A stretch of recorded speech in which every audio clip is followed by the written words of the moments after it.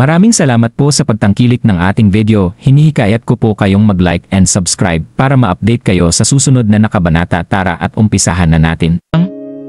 Nagbanggaan ang mga suntok nila sa susunod na segundo at maririnig mo ang ungol nila bago sila napaatras. Kayang harangan ng lalaking to ang suntok ni Tad. Nag-uusap ang mga tao noong makita nila ang pangyayari. Nagulat din si Tad. Hindi to pwede.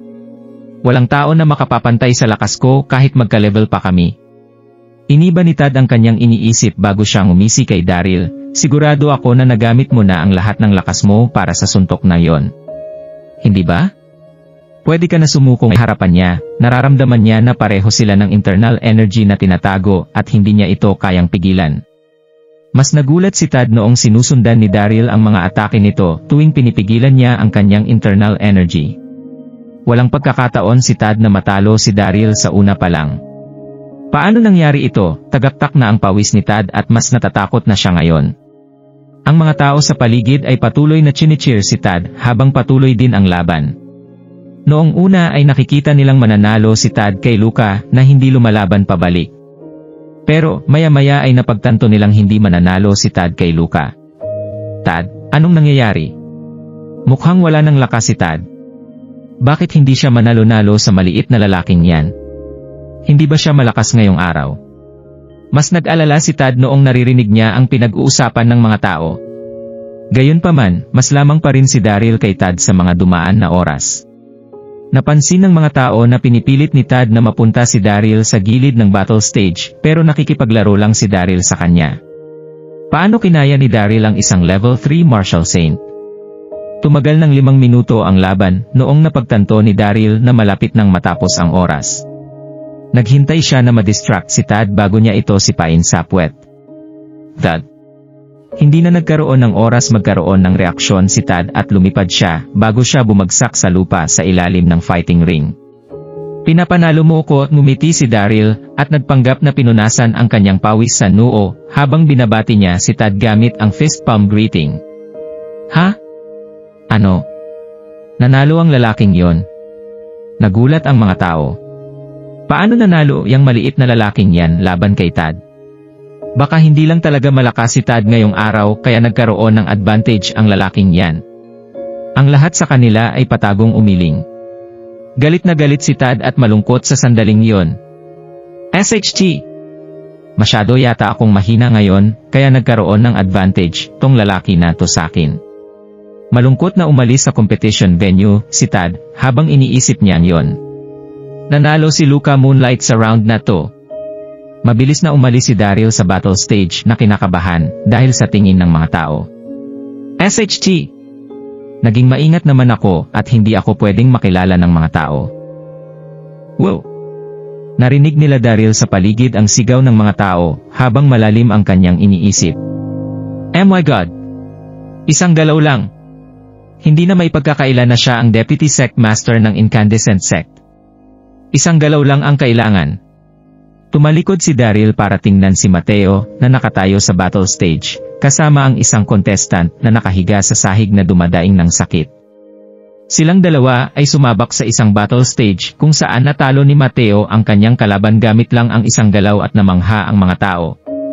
Ang mga mata nila ay naakit ni Mateo habang patuloy pa rin nila itong chinicheer. Huminga ng malalim si Daryl noong napansin niya na ang atensyon ng mga tao ay wala na sa kanya. Salamat naman dahil na kay Mateo na ang atensyon nila. Sabi ni Daryl sa sarili niya bago siya mabilis na umalis sa competition venue. Noong hapon, dumating si Daryl sa literary competition venue noong napansin niyang maraming tao ang nakapalibot sa entrance at nakatingin sa competition rules. SHT! Sumiksik si Daryl sa mga tao, tiningnan ang competition rules at bigla na lang natigilan. Malinaw na nakalagay sa competition rules na ang literary competition mamaya ay mahati sa music, chess, calligraphy at art. Lahat ng contestants ay kailangang maipasa ang lahat ng kategorya para makapasa sa susunod na round. Katapusan ko na. Ang alam ko lang ay calligraphy at art pero hindi ko alam ang music at chess. Oo nga, ako rin. Alam ko lang ay music. Anong dapat kong gawin? Patagong namamangha si Daryl noong nakita niya ang pangyayari kung saan maraming contestant ang malalim ang paghinga. Haha! Paano sila sumali sa competition na to kung hindi sila magaling sa mga yon? Si Daryl din ay hindi magaling sa mga ito pero mayroon siyang tulong ni Pangtong. Kaya naman, hindi na siya nag-aalala sa competition. Ngumiti si Daryl at naglakad papunta sa competition venue habang nasa isip niya ito. Tinanong ni Daryl si Pangtong sa Seven Treasures Exquisite Pagoda sa parehong oras. Pangtong, kaunti lamang ang alam ko sa art, calligraphy at music. Magaling lang ako sa chess, sigurado naman akong wala kang problema. Master, huwag kang mag-alala. Hindi pa ako natatalo ng kahit sino sa music, chess, calligraphy at art kahit si Zhu Liang ay narito, makakasama ko siya. Sabi ni Pangtong. Magaling, natuwa si Daryl noong narinig niyan yon. Maya-maya lang ay nagsimula na ang competition, at ang performance ni Daryl ay mediocre, parang noong isang araw, pero nagawa niyang pumasa sa calligraphy, art at music na kategorya. Ang huling kategorya ay chess. Hindi kinakabahan si Daryl dahil tinutulungan naman siya ni Pangtong. Hindi ba alagad yan ni Master Johan ng famed Sword Menor? Kararating lang ni Daryl sa chess competition venue, at umupo kung saan nakarinig siya ng pang-inis. Napansin niya ang isang lalaki na papunta sa kanya na may pangkukutya sa mukha. Inangat ni Daryl ang ulo niya para tingnan kung sino ito at bigla na lang siyang natigilan. Ito ay si Geoff Jefferson, ang lalaki na ito ay nakita niya sa bahay ni Florian Darby noong gabi. Gustong tumabi ni Daryl noong gabi na yon kay Parker sa Darby residence pero nahuli siya ni Geoff. Ngumisi si Daryl, siya ang makakalaban ko sa competition. Ngumiti si Daryl pero hindi niya ito sinagot dahil malalim ang kanyang iniisip. Marami ng karanasan si Daryl sa mga ganitong tao kaya naman hindi na niya ito pinansin. Pero, nainis si Geoff noong napansin niyang tahimik si Daryl kaya naman inasar niya ito at hindi na naitago ang pangkukutya sa kanyang mga mata. Isang alagad ka lang pero gusto mong sumali sa competition. Naisip mo pang pakasalan ang prinsesa at maging prince consort niya. Akala mo qualified ka sa posisyon na yon? Akala yata nito alagad ako ni Parker eh. Ngumiti si Daryl noong narinig niya yon at sinabing, Mr. Jefferson, alagad man ako pero hindi naman ibig sabihin nito ay hindi na ako pwedeng sumali sa literary competition. Wala namang rule ang royals tungkol dito. At talaga, inasar pa siya lalo ni Geoff gamit ang kanyang mapangkutya na mga mata noong nakita niyang sumagot sa kanya pabalik si Daryl. TSK, may gana ka pang sumagot at magmayabang bilang isang alagad. May alam ka ba sa music, chess, calligraphy at art? Marunong ka bang maglaro ng chess? Geoff then pointed to the chessboard and sneered, let me show you what true chess skills are. Tinuro ni Geoff ang chessboard at ngumisi, papakitaan kita kung gaano ako kagaling mag-chess. Ang upuan niya ay muntik nang kuhain ni Daryl noong gabi sa bahay ng Governor General na naging dahilan kung bakit nainis si Geoff. Hindi mapigilang asarin ni Geoff si Daryl dahil nakita niya ulit ito at makakalaban niya pa sa competition. Saan ka kumukuha ng lakas para sumali sa competition alagad ka lang naman. SHT! Hindi pa kita nakakalaban pero patuloy ka pa rin sa pang-inis. Kumunot ang noo ni Daryl at galit na galit. Patago siyang nakikipag-usap kay Pangtong sa pagoda. Pangtong, aasahan kita mamaya. Hindi natin kailangang magpakumbaba sa larong to, gusto kong matalo si Geoff. Isa ka lang namang young master sa isang pamilya pero ganyan ka makipag-usap sa akin. Gusto mo yatang abusuhin ka. Huwag kang mag-alala, master, sabi ni Pangtong. Sumenyas na ang referee dahil magsisimula na ang competition pagkatapos ng ilang sandali. Tumingin si Geoff kay Daryl na may pagyayabang sa kanyang mukha bago sabihin, pare, kapag natalo kita mamaya kailangan mong lumuhod sa harap ko sa susunod nating pagkikita. Naiintindihan mo ba? Tiningnan ni Geoff si Daryl nang walang pakundangan noong sinabi niya yon. Isang alagad lang pero walang modo. Anong klaseng tao ba to? Oo ba, hindi na nagdalawang isip si Daryl at tumango siya. Kailangan mo kung tawaging lolo pagkatapos ng kompetisyon na to kapag natalo ka. Nagulat si Geoff at malamig na sinabi kay Daryl, ikaw. Sige. Pustahan tayo. Nagsimula na ang competition. Hinati sa dalawa ang grupo, si Geoff ay sa itim at sa puti naman si Daryl. Laging nauuna ang puti ayon sa rules. Kinuha ni Daryl ang white ghost stone sa sandaling yon, pero hindi niya ito nilagay sa chessboard. Ngumiti siya kay Geoff at sinabing, Mr. Jefferson, bakit hindi na lang ikaw ang mauna? Papayagan kitang tumira ng 9 na beses bilang pangunguna. Ano, nagulat si Geoff noong narinig niya ang mga sinabi ni Daryl at naging kulay asul ang kanyang mukha. Isang panimula na 9 moves ay binibigay lamang ng mga master para sa mga bago nilang alagad. Ito ay palaging ginagamit para sa education method kapag nagtuturo ng Go. Ang mga beginner ay nahihirapang aralin ang tungkol sa Go. Pero, marunong naman na si Geoff nito dahil galing siya sa isang mayamang pamilya. Bakit siya magiging beginner? Ginawa yon ni Daryl para ipahiya siya. Gusto mo kong bigyan ng 9 moves para sa panimula? Tiningnan ni Geoff si Daryl na parabang may lalabas na apoy sa kanyang mga mata. SHT! Pinapahiya ako ng isang alagad. Oo naman. Ngumiti si Daryl at tumango, ang kakayahan ko sa chess ay average lang, sigurado naman ako Mr. Jefferson na tatanggapin mo ang challenge ko. Oh. Average lang sa chess pero binigyan mo ko ng 9 moves sa panimula. Gaano ka ba ka-confident, sabi ni Geoff at gusto na niyang sumabog sa galit ng mga oras na yon. Nanginginig ang boses niya, sige. Kukuhain ko ang 9 moves bilang panimula dahil gusto kong makita kung gaano ka kagaling sa chess. Tapos, nagsimula na silang maglaro at maglaban sa isa't isa. Confident si Geoff sa una pa lang na mananalo siya dahil binigyan siya ng isang alagad ng 9 moves bilang panimula. Pero, lalo siyang natakot habang tumatagal ang kanilang laro. Ang black piece ni Geoff ay maya-mayang pinilit itira sa isang desperadong sitwasyon dahil sa white piece ni Daryl na walang chance na bumaliktad ang laro. Slap! Nilagay ni Daryl ang huling piraso ng white ghost stone sa chessboard sa sandaling yon bago siya ngumiti at sinabing, Mr. Jefferson, natalo ka. Haha! Sigurado akong nainis ka na ngayon. Hindi ito maaari, tinitigan ni Geoff ang chessboard habang tagaktak ang pawis niya. Natigilan siya at nararamdaman ang pagkagalit.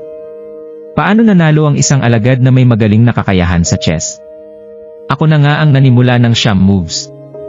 Hindi alam ni Geoff na ang kalaro niya pala sa chess na nasa harapan niya noong sandaling yon ay ang fledgling phoenix na si Pangtong.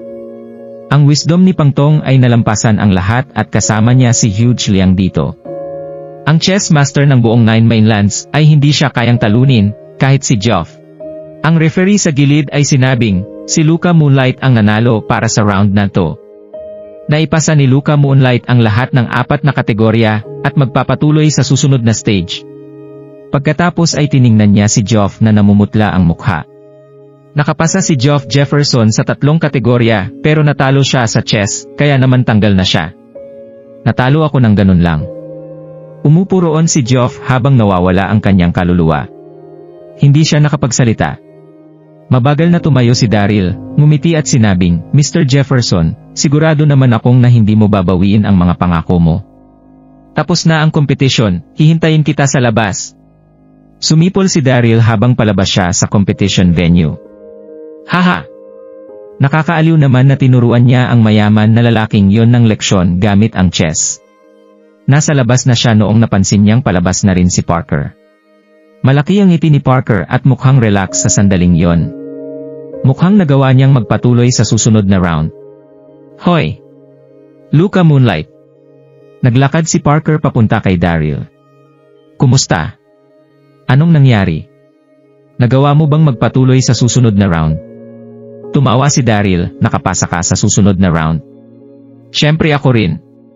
TSK, hindi mapigilan ni Parker na pagdikitin ang kanyang mga labi noong nakita niya ang pagiging mayabang ni Daryl. Sigurado ako na natalo ka, hindi ba?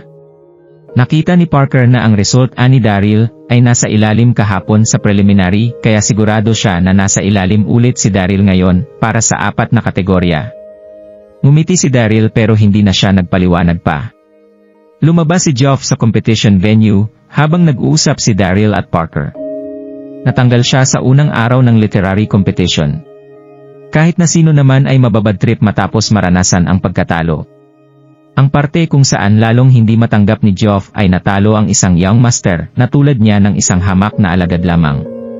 Mr. Jefferson. Hindi napigilang sumigaw ni Parker noong nakita niya si Geoff, kumusta? Pasado ba? Si Geoff at Parker ay magkatabi noong gabi sa bangketa ni Florian, kaya naman medyo malapit sila sa isa't isa kahit papaano. Ako, kinagat ni Geoff ang kanyang labi nang hindi sumasagot. Paano niya sasabihin kay Parker na natalo siya ng isang alagad? Mr. Jefferson. Nagdekwatro si Daryl sa sandaling iyon, bago siya ngumiti kay Geoff at sinabing, ano na Mr. Jefferson? Kailangan mong aminin ang pagkatalo mo. Sinadyang magsalita ng malakas ni Daryl para marinig ng mga contestant na lumalabas ang sinabi niya at maakit ang atensyon ng maraming tao. Anong nangyayari? Kumunot ang noo ni Parker sa nangyayari. Galit na galit si Geoff. Sinadya niya talagang sumigaw para makuha ang atensyon ng mga tao. Kinagat ni Geoff ang kanyang mga labi at pinuntahan si Daryl. Tapos, sinigawan niya si Daryl, El Lolo. Tiniklop niya ang kanyang kamao noong sinabi niya yon, hinihiling niyang patayin si Daryl sa oras na yon. Pero, pinigilan lamang ni Geoff ang kanyang galit dahil nanonood ang New World Royal City at ang Emperor. Tumawa si Daryl at sumagot bago kumaway, hoy. Magaling? Mabait kong apo. Sige na at gawin mo na ang mga dapat mong gawin. Gasp! The crowd was instantly in an uproar as many looked at Geoff and Daryl bewilderedly in the daze. Mabilis na nagulat at sumigaw ang mga tao noong tiningnan nila sila Geoff at Daryl. Anong nangyayari? Tinawag ni Geoff ang lalaking ito ng lolo. Anong nangyayari? Natigilan si Parker at nagulat niyang tiningnan si Daryl. Ngumiti si Daryl at sinabing, wala naman. Natalo ko lang naman si Mr. Jefferson sa chess.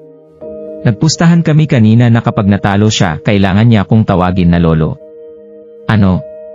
Natalo niya si Mr. Jefferson, nagulat si Parker noong narinig niya yon. Matalino rin si Geoff. Kung hindi siya iimbitahan ni Governor General noong gabi na yon. Sa kabilang dulo, si Luca Moonlight na nakabihis ordinary lamang at mukhang mediocre ang talento. Nahihirapan silang maniwala na nanalo si Luca kay Geoff sa chess. Mr. Johan, mayroon kang isang mabuting disipulo. Kinagat ni Geoff ang kanyang mga ngipin at sinabi kay Parker sa sandaling yon bago lumiko at lumabas. Iniisip pa rin ni Geoff na si Daryl ay disipulo ni Parker hanggang sa sandaling yon. Matagal na guluhan si Parker nang makita niyang naglalakad si Geoff. Bumalik siya sa ulirat matapos ang ilang segundo at hindi niya maitago ang pag-uusisa sa kanyang puso. Paano ka nanalo? Nag-isip sandali si Daryl, siguro maswerte lang ako. Wow! Narinig nila ang kaguluhang nagmumula sa gilid tulad ng pakikipag-usap nila bago lumabas ang isang grupo ng mga tao. Kailan Doko? Tuwang-tuwa ang nakapaligid na mga batang babae. Lumabas na si Mr. Doko. Nakuha niya ang pinakamataas na spot sa literary competition ngayong araw. Napakagwapo niya at sobrang galing. My gosh! Sobrang talino niya.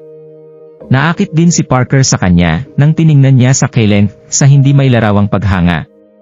Inisip niya sa kanyang sarili, hindi ko nasayang ang pagsisikap kong pumunta sa tournament na ito nang makilala ko ang napakaraming talento. Umaasa ako na hindi ako umakyat laban kay Kailen bago ang finals. Si Kailen lamang ang pinakatalentado kaysa sa kanya kumpara sa ibang mga contestant sa puso ni Parker. Ngumiti si Daryl ng bahagya nang makita niya ang kanyang mga pagpapahayag bago iwagayway ang kanyang mga kamay at sinabing, kikilos muna ako at makikita kita bukas. Si Daryl pagkatapos ay lumingon at umalis nang hindi tinitingnan si Kailen. Kahit matalino si Kailen, hindi siya dapat mag-alala dahil sa tulong ni Pangtong.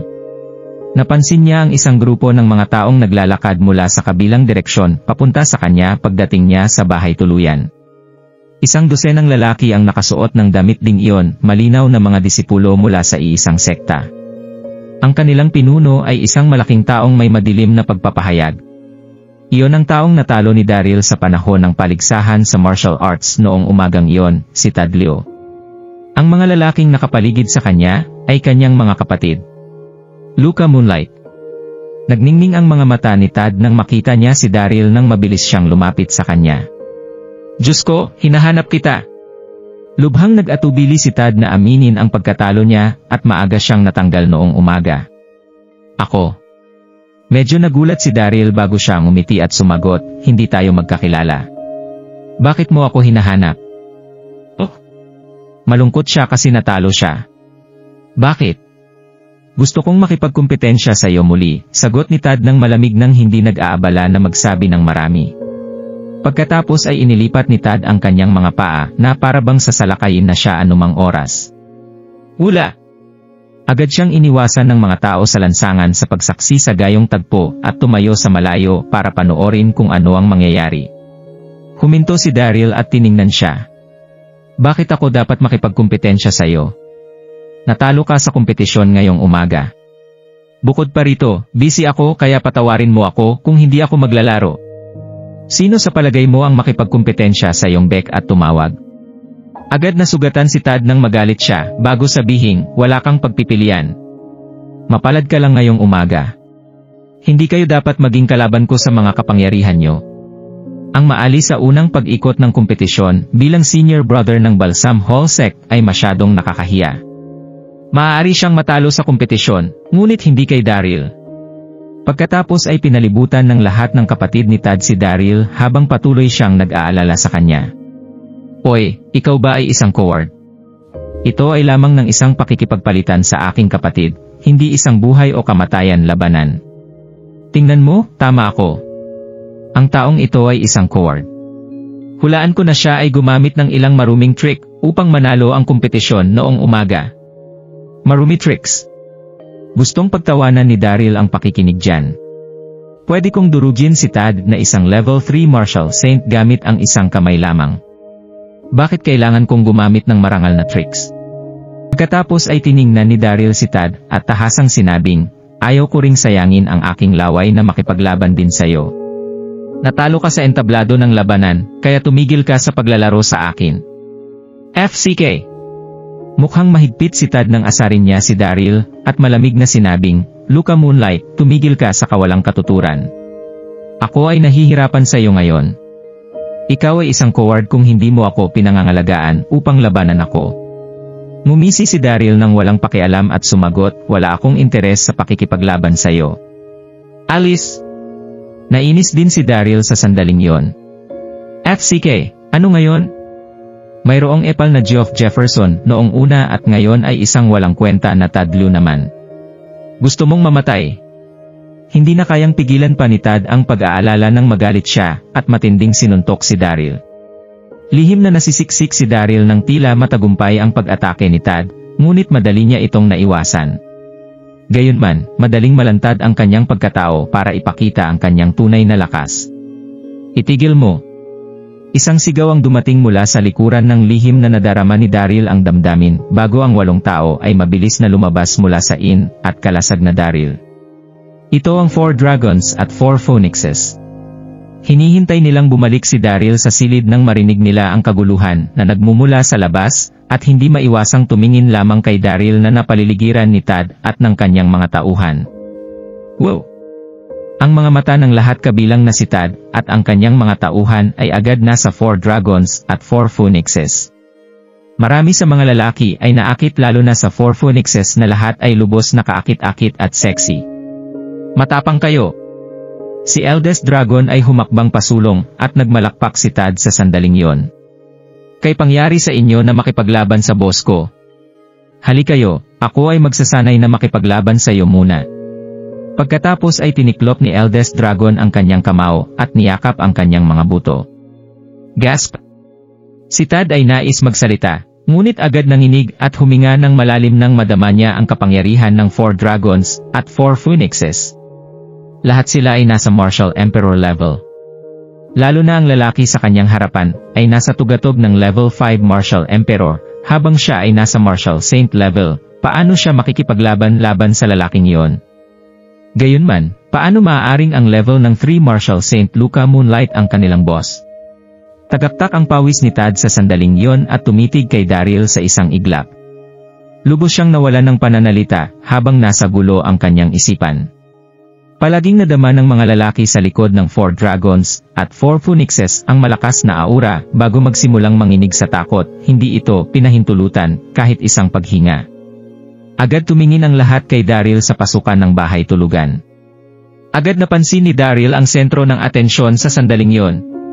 Hindi lamang si Tad at ang kanyang mga tauhan, kundi maging ang nakapaligid na mga tao at tao mula sa loob ng bahay tuluyan na nakatingin kay Daryl sa damdamin ng di maiiwasang lakas. Sino ang taong ito? Hindi siya gaanong malakas, subalit mayroon siyang napakalakas na kalalakihan. Brother Tad. Kinilala ng isa sa mga kapatid ni Tad ang 4 dragons at 4 phoenixes pagkaraan ng ilang segundo bago papalapit si Tad at bumulong, pumunta tayo. Palagay ko sila ang 4 dragons at 4 phoenixes. Hindi natin maaring saktan ang mga ito. Ano? Ang 4 dragons at 4 phoenixes. Tense na si Tad at hindi napigilang maghabol ng hininga. Dati, Ratty, ang 4 dragons at 4 phoenixes ay naging sanhi ng maraming problema sa mundo ng South Cloud World ng mga cultivators kapag sila ay naglilibot doon. Bagamat hindi ito personal na naranasan ni Tad, marami siyang narinig na kwento tungkol sa kanila noon. Ayon sa mga alingaw-ngaw, ang 4 dragons ay lumipad kasama ang babaeng alagad ng isa pang sekta habang nananatili sa isang bahay tuluyan bago sumigaw at inatake sa sektor ng babaeng iyon. Ang 4 dragons at 4 phoenixes ay sinira ang buong sekta sa paghiganti. Bagamat hindi napakalakas ng sekta, isa sila sa mas malakas na mga tao sa mundo ng South Cloud World ng mga cultivator. Ang reputasyon ng 4 dragons at 4 phoenixes pagkatapos ay kumalat sa buong South Cloud World. Nang sandaling iyon, nadama ni Tad na mahina ang kanyang mga binti. Ang mga taong iyon ay ang 4 dragons at 4 phoenixes. SHT, tulad ng isang malupit na grupo ng mga tao, ay ang maliliit na kapatid ni Moonlight, tagaktak na ang pawis niya sa pag-iisip tungkol dito. Hindi mapigilan ng kanyang katawan ang panginginig, at takot ang kanyang puso. Sa kabutihang palad wala pa siyang ginawang anumang aksyon. Kasabay nito, napakaraming tao sa likod ni Tad ang hindi kumikilos tulad ng dati. Tumingin sila ng tahimik at hindi madilim na tumingin kay Daryl sa mata. Ngumiti si Daryl kay Tad. Tad, gusto mo pa rin bang makidigma? Lihim na namangha si Daryl nang sabihin niya iyon. Shitey, sa kabutihang palad ang 4 dragons at 4 phoenix ay dumating sa oras. Kung hindi, nakalantad na ang identidad ko kung talagang maglalaban tayo. Hindi. Pawis si Tad nang umiling siya. Ngumiti siya at sinabing, hindi ito maling pagkaunawa. Kamangha-mangha ang kapangyarihan ni Brother Luca, at madali niyo akong matatalo sa digmaan. Paumanhin, gagawin ko mismo. Tinipon ni Tad ang kanyang mga alagad at umalis kaagad. Sinabi niya na ako ay isang coward, pero ngayon ay tumatakbo na siya tulad ng kuneho. Pagtawanan ni Daryl ang kanyang sarili nang makita niyang umaalis si Tad kasama ang kanyang mga alagad. Pagkatapos, tinipon ni Daryl ang 4 phoenixes para bumalik sa inn. Lahat ng nakamasid sa kanila ay nagulat at nawala sa kanilang isipan. Lahat sila ay labis na namangha. Napakaraming nakatagong talento sa martial arts marriage tournament. Pagbalik nila sa inn, agad nagpahinga si Daryl. Bukas ang pangalawang pag-aalis, at kinailangan niyang magkaroon ng magandang pahinga para magkaroon ng ganap na lakas bukas. Kinabukasan, nang marating ni Daryl ang Ninson's Altar, isang bagong paunawa ang inilalagay sa pasukan. Ang paunawa ay nagbunga ng paligsahan sa martial arts kahapon. Tulad ng inaasahan, si Mateo Hanson ay nasa namumuno, at kasunod nito ay si Wyatt Yanus ng Wudang Sekta matapos silang maging iba at makapangyarihang tao mula sa mundo ng mga cultivator. Tulad ni Daryl, nasa huling lugar siya. Ngumiti siya sandali nang makita niya iyon at dahan-dahang nagpunta sa tournament venue. Nagsimula ang tournament pagkatapos ng New World Emperor na pamunuan ang mga ministro upang umupo sa altar. Ang paligsahan sa maghapon ay pambihirang mapagkumpetensya at tuwang-tuwa ang mga manonood. Ang susunod na tournament ay si Wyatt Yanus laban kay Luca Moonlight, sabi ni Florian, matapos lumipas ang ilang sesyon. Nang magsalita siya, dahan-dahang tumayo si Wyatt at naglakad papunta sa entablado. Lahat ay nakatuon kay Wyatt, at ang ilan ay humiyaw ng may kasiyahan. Ito ay si Wyatt Yanus ng Wudang Sekta. Napakagaling niya at matalino. Tama yan, iyan ang young sect master ng Wudang Sect. Ang mga tao mula sa siyam na kontinente ay nagtipon doon para sa martial arts marriage tournament. Sinabi na karamihan sa kanila ay mga makapangyarihang mandirigma. Kung may listahan ng lahat ng kalahok sa tournament, ang pangalan ni Mateo Hanson ay nasa itaas na pinakamakapangyarihan, at si Wyatt ay pangalawa o pangatlong lugar. Habang nakamit na ni Wudang ang Young Sect Master, nakamit na niya ang pagiging Martial Emperor level. Napakaganda ng kinabukasan niya. Upang maging tapat, ang Wudang Sect ay hindi isang napakatanyag na sekta sa mga mandirigma mula sa iba't ibang mga sektor na sumali sa paligsahan. Gayunman, dahil sa mahusay na pagganap ni Wyatt sa paligsahan, sinimulan ng Wudang sekta na magkaroon ng popularidad. Sa sandaling yon, ang New World Emperor, na nakaupo sa pangunahing altar, ay tumawa nang tingnan niya si Wyatt. Hindi niya maitago ang kanyang paghanga. Ang kanyang aura ay pambihira at pambihirang mas makapangyarihan kaysa sa iba. Si Wyatt ay isang bihirang talento. Nang sabihin niya iyon, nilingon ng New World Emperor ang kanyang ulo at tiningnan si Yvette. Gayunman, kalmado ang mukha ni Yvette na hindi nagpapakita ng kaunting damdamin. Talagang matalino si Wyatt pero gusto lang ni Yvette si Daryl. Si Wyatt ay importante kahit banggitin kumpara kay Daryl. Nagpatuloy ang tunog ng kasiyahan. Tiningnan ni Daryl si Wyatt na nakatayo sa entablado at kumunot ang kanyang noo. Hindi ko alam na sikat ang binatilyong ito. Gayunman, nalulungkot ako na nakikipagkita ka sa akin sa paligid na ito. Tumayo si Daryl at dahan-dahang lumakad. Sa sandaling yon, walang nakatingin kay Daryl. Lagi siyang nasa ibaba ng mesa, kaya naniniwala ang lahat na talagang matatalo siya kapag nakidigma siya kay Wyatt. Nang mapansin na nakatingin sa kanya ang lahat, ngumiti si Daryl sa kanyang sarili, ngunit hindi nabalisa. Hindi nagtagal, lumapit na siya sa entablado ng digmaan. Tiningnan siya ni Wyatt at kumilos ng puno ng kanyang sarili. Binata, hindi mo ako matalo. Sumuko ka na ngayon. Ang isang lalaking banal na martial saint ay hindi sulit sa aking pagsisikap, naisip niya. Sa sandaling yon, hindi pa rin alam ni Wyatt na ang kanyang kalaban ay ang Elysium Gate Sect Master na si Daryl. Hindi napigilan ni Daryl pero tumatawa siya nang marinig niya iyon.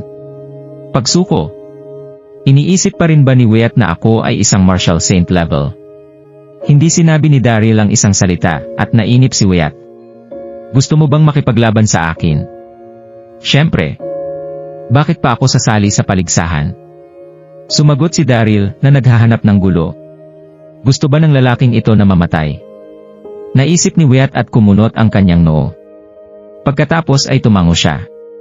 Sige, iginagalang ko ang iyong tapang.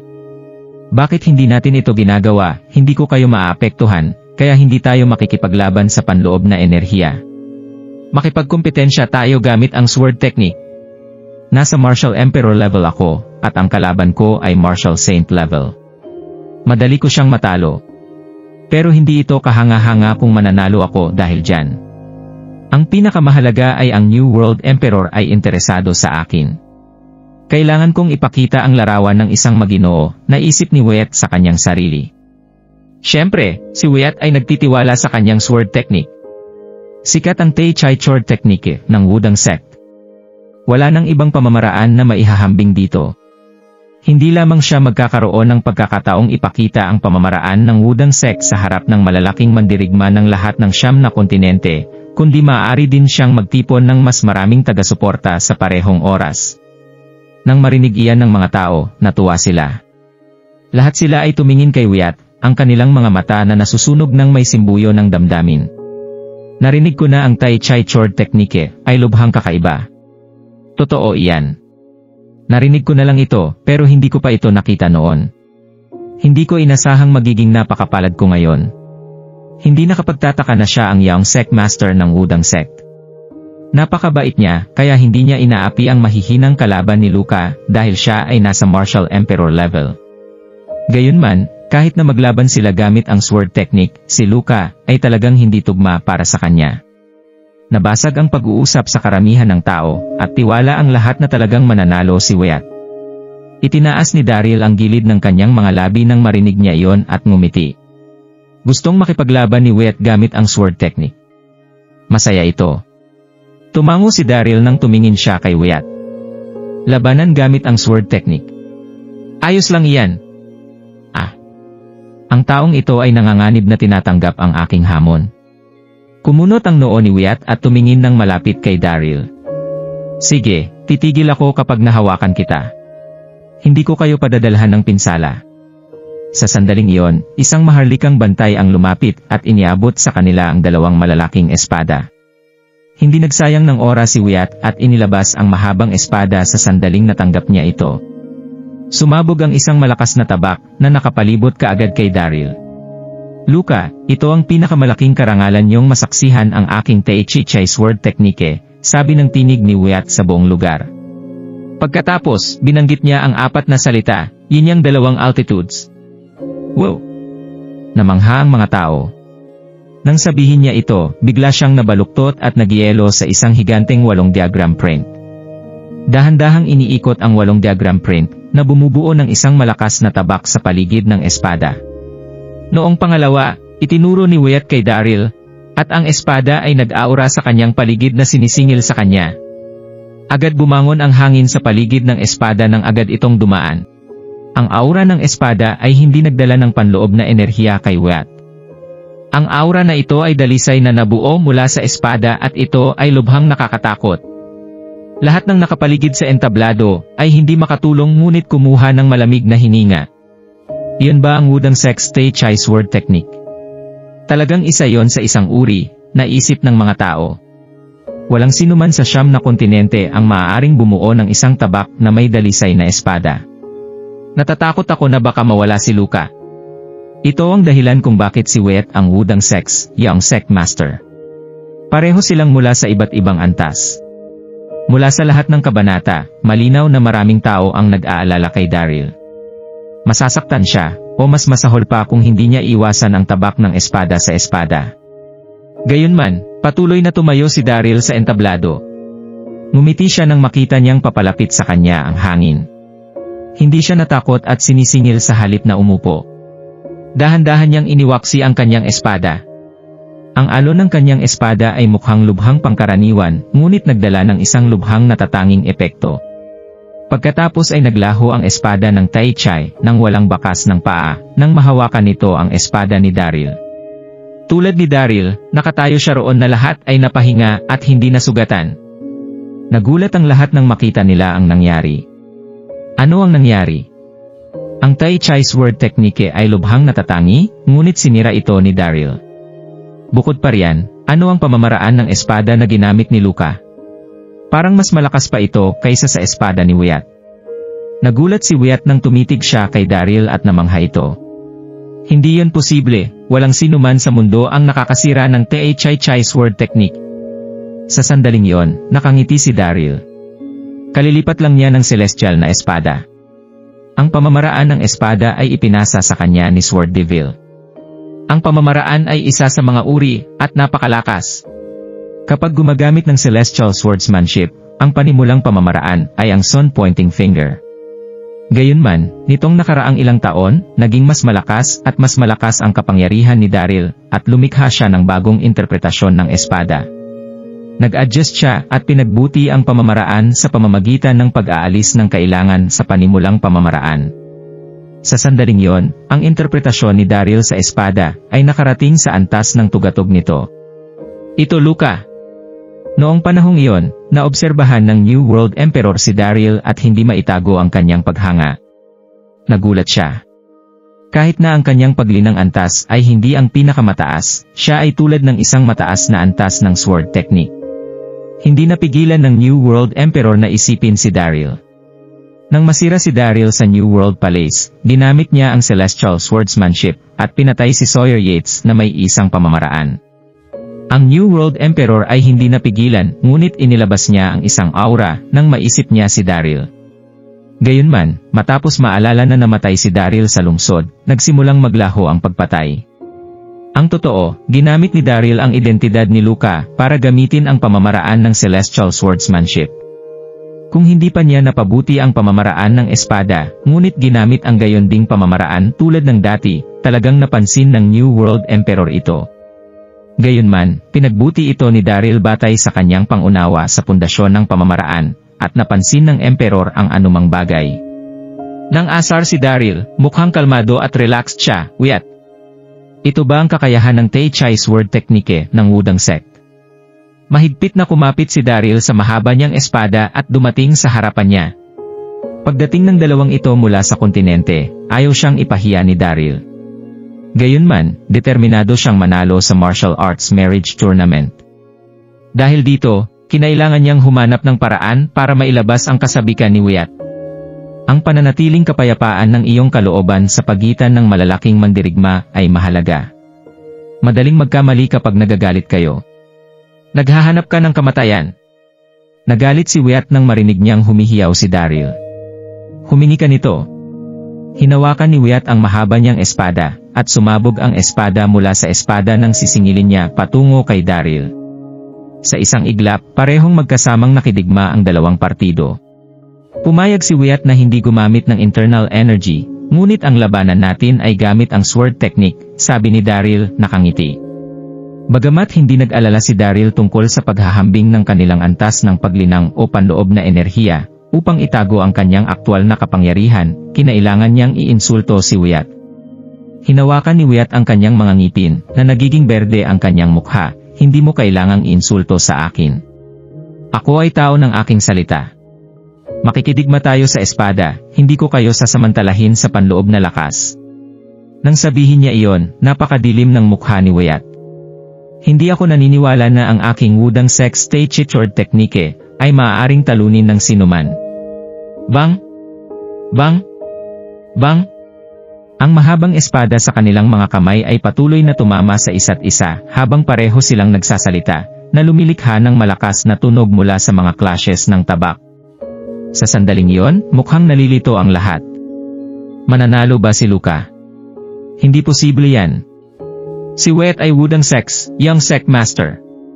Paano siya mawawala? Bagamat nasira ni Daryl ang pagsalakay ni Wyatt sa una, hindi pa rin naniwala ang lahat na mananalo si Daryl. Gayunman, dumaan ang panahon, at pareho silang nakikipaglabat gamit ang mga pamamaraan sa loob ng mahigit 3 minuto. Noong panahong iyon, ang noo ni Wyatt ay sakop ng isang patong ng pawis. Ang panloob na enerhiya ng taong ito ay natatangi. Ito ay hindi mahuhulaan bilang malalim na dagat at hindi ka nais-nais. Nakangiti si Daryl. Tama yon, sadyang pagod na pagod si Wyatt. Ano man ang mangyari, ang wudang sex stage sword technique ay sikat sa komunidad. Talagang mapapansin siya kung matatalo niya si Wyatt sa napakaikling panahon. Bang!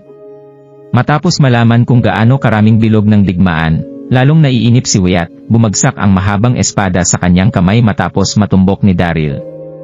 Nang sumunod na pangalawa, itinaas ni Daryl ang mahabang tabak, at itinuro ito sa puso ni Wyatt. Ngumiti siya at sinabing, paumanhin, pero nanalo ako. Nanginginig ang katawan ni Wyatt, at nahulog siya sa ilang hakbang pabalik. Hindi niya matatanggap ang katotohanan ng kanyang pagkawala habang nakatitig siya kay Daryl. Tiwala siya na mananalo siya sa digmaang ito. Mas malakas siya kaysa Luka.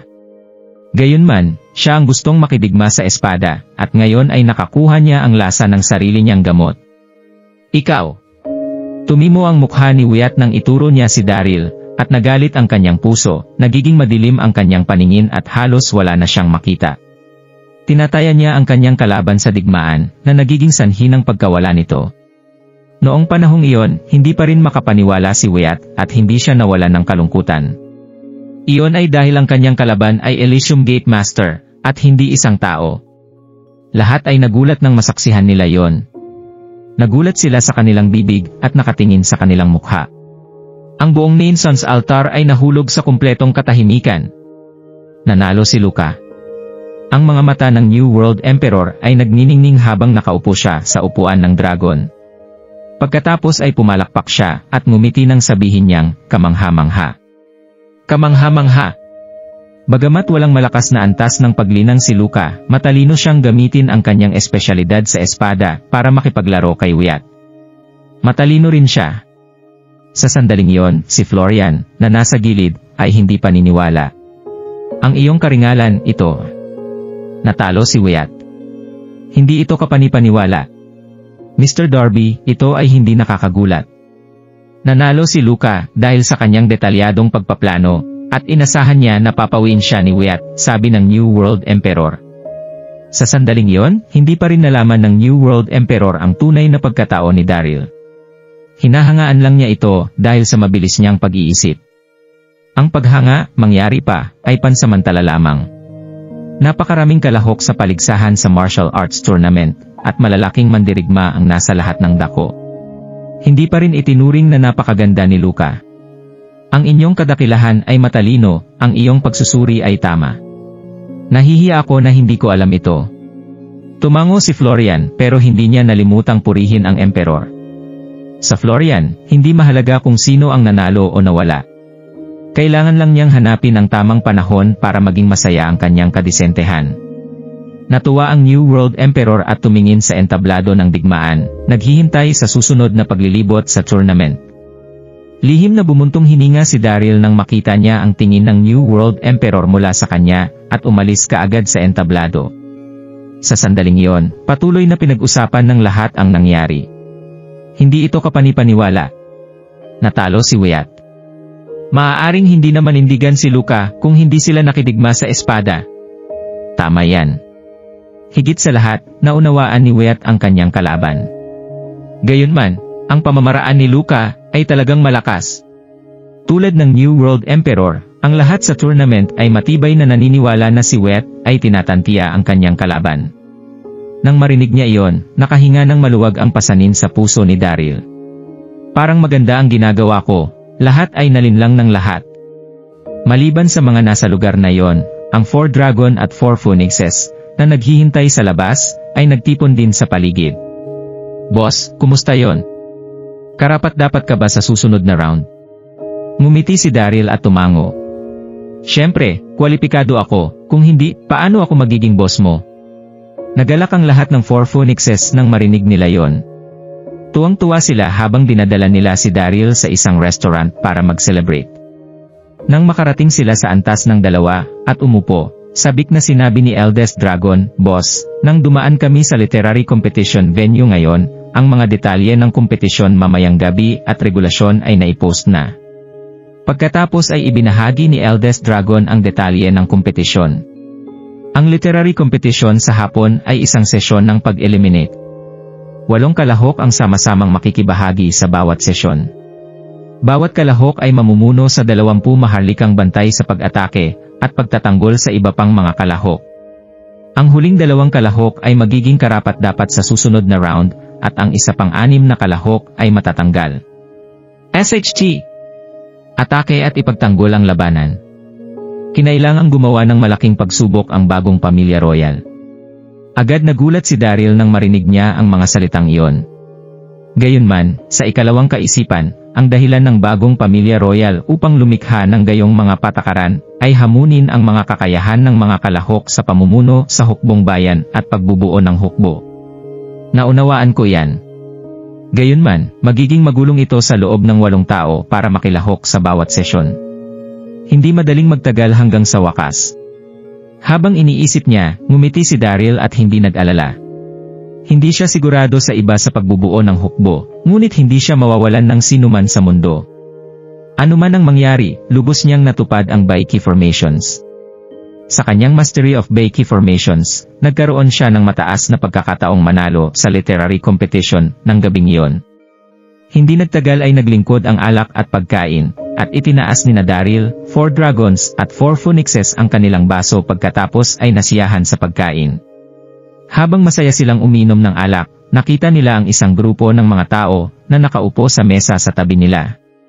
Lahat sila ay mukhang matalino at malinis, nakasuot ng damit pang iskolar, at mga kalahok sa literary competition. Kasama nila si Geoff Jefferson. Kumunot ang noo ni Daryl nang makita niya si Geoff.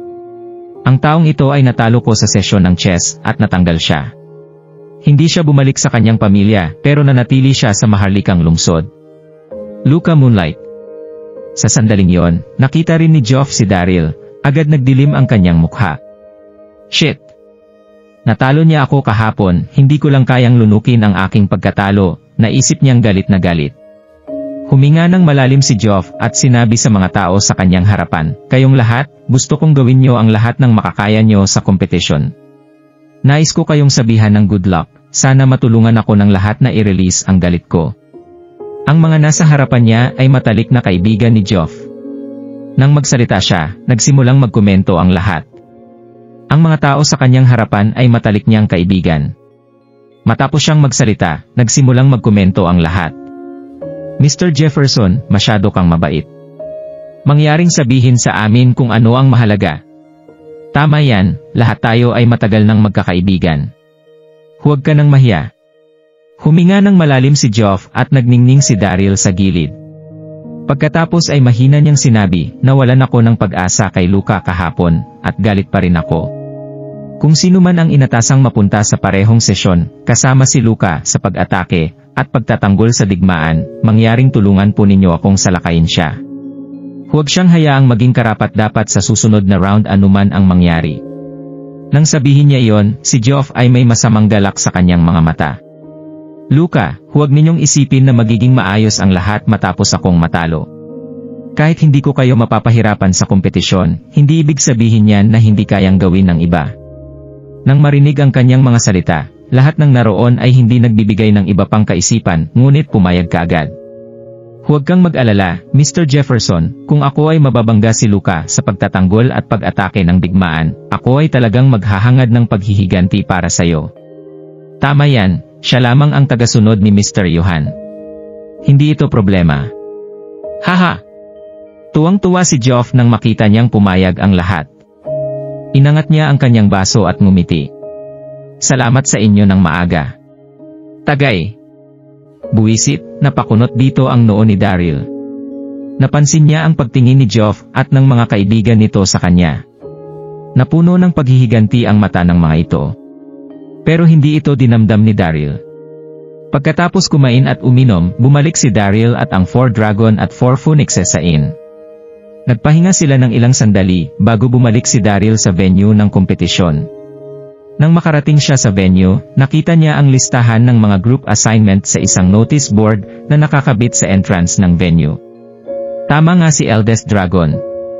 Ang ginanap na literary competition sa araw na ito ay isang laban ng pag-attack at pagdepensa. Binubuo ng 8 tao ang isang team at ang bawat isang team ay bubuo ng kani-kanilang mga army formation, pamumunuan ng bawat isang kalahok ang 20 mga sundalo. At ang 2 natitirang kahok ang makakapasok sa susunod na round ng kompetisyon. Hindi nagtagal ay nakita na ni Daryl ang kanyang pangalan sa listahan ng maliliit na grupo. Nakita niya rin ang pangalan ni Parker Johan sa listahang ito. Hindi niya inasahang mapapabilang silang 2 ni Parker sa iisang team. Hindi maiwasang mapangiti ni Daryl nang makita niya ito.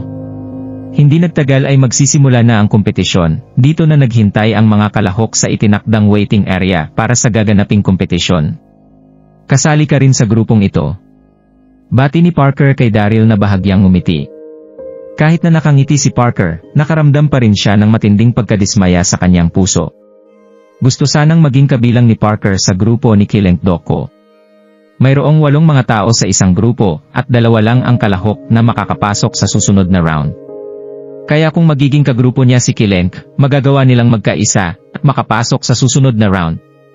Hindi lang sa kanyang talino nakilala si Kileng, kundi dahil na rin sa husay nito sa paggawa ng estratehiya sa isang digmaan.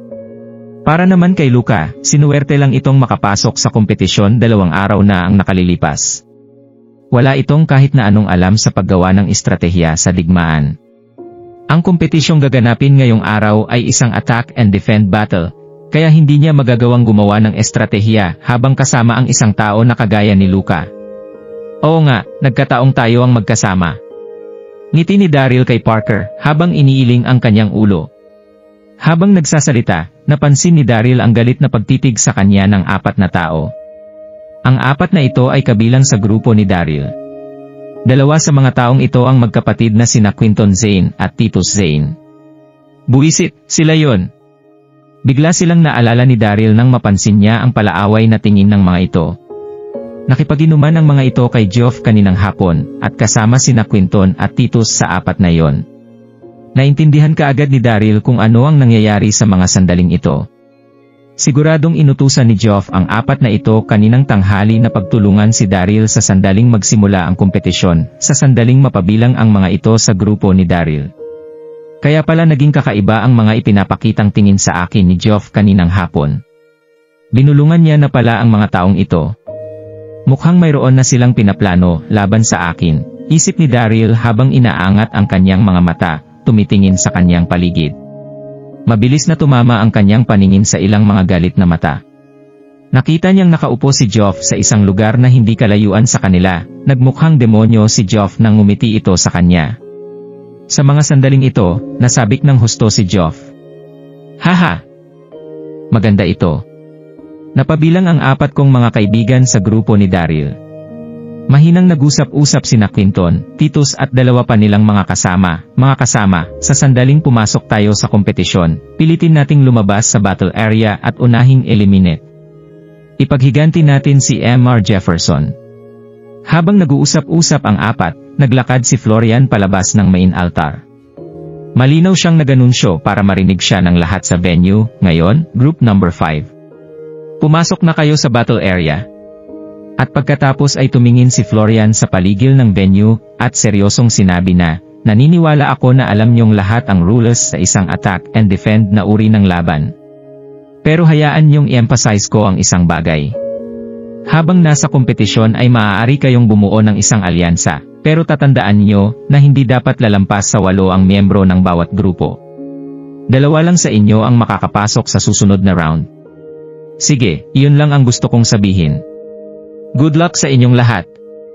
Buwisit. Ako na ang susunod, napakabilis naman. Nang marinig niya iyon, nanginig ang buong katawan ni Daryl, at pagkatapos ay agad niyang sinundan si Parker, at ang mga kasama nito para maglibot sa battle area. Parehong miyembro ng group number 5, sina Daryl at Parker. Pagkatapos pumasok sa battle area, sinabi ni Daryl kay Parker na, Mr. Johan, kayo na po ang bahala sa akin mamaya. Hindi po ako masyadong pamilyar sa formation na ito ng mga sundalo. Sinadyang lakasan ni Daryl ang kanyang boses nang sabihin niya iyon. Gusto niyang marinig ni Quinton na hindi niya talaga alam ang tungkol sa gagawin nilang formation, habang nagpapakita ng desperasyon ang kanyang mga mata. Sinadya itong sabihin ni Daryl, hindi lang para itago ang tunay niyang abilidad, kundi para maging confident sina Quinton sa kanilang mga sarili. Sa mga sandaling ito ay nagtinginan sina Quinton, Titus, at ang 2 pa nilang mga kasama habang ipinapakita ang arogante nilang mga ngiti. Napakaduwag talaga ni Luca. Nagpapanik na siya bago pa man magsimula ang laban. Minamalas lang siya dahil nagawa niyang inisin si Mr. Jefferson, kaya siguradong siya na ang unang ma-eliminate sa labang ito. Wala namang naging pake si Daryl sa nanginsultong tingin ng mga ito. At sa halip ay malapit niyang sunundan si Parker, habang naghihintay ng sagot nito. Napakagat sa kanyang mga labi si Parker na nagsabing, tingnan natin kung ano ang mga mangyayari mamaya. Kahit na may alam ito tungkol sa mga estratehiya sa digmaan, sa pamamagitan lang ng pagbabasa niya ito natutunan. Ito ang unang beses na i-apply niya ang kanyang mga natutunan sa totoong buhay. Sa totoo lang ay ayaw talaga ni Parker na sumangayon kay Daryl. Isa lang pangkaraniwang tao si Luca, at ang kanyang mga sundalo. Siguradong mas maganda pa rin ang formation na aking ipapakita kaysa sa kanya. Wala akong mapapala sa pagkampi sa kanya, pero wala naman akong magagawa. Alam niya na isa akong babae, kaya kinakailangan ko siyang tulungan sa abot ng aking makakaya. Nang maisip niya yon, mahinang sinabi ni Parker na, sa sandaling magsimula ang kompetisyon, papamunuan mo ang iyong mga sundalo at didikit sa aking pwesto. Kahit na anong mangyari, huwag na huwag kang hihiwalay. Sige. Nagkunwaring emosyonal si Daryl nang marinig niya ito, habang itinatango ang kanyang ulo nang walang tigil.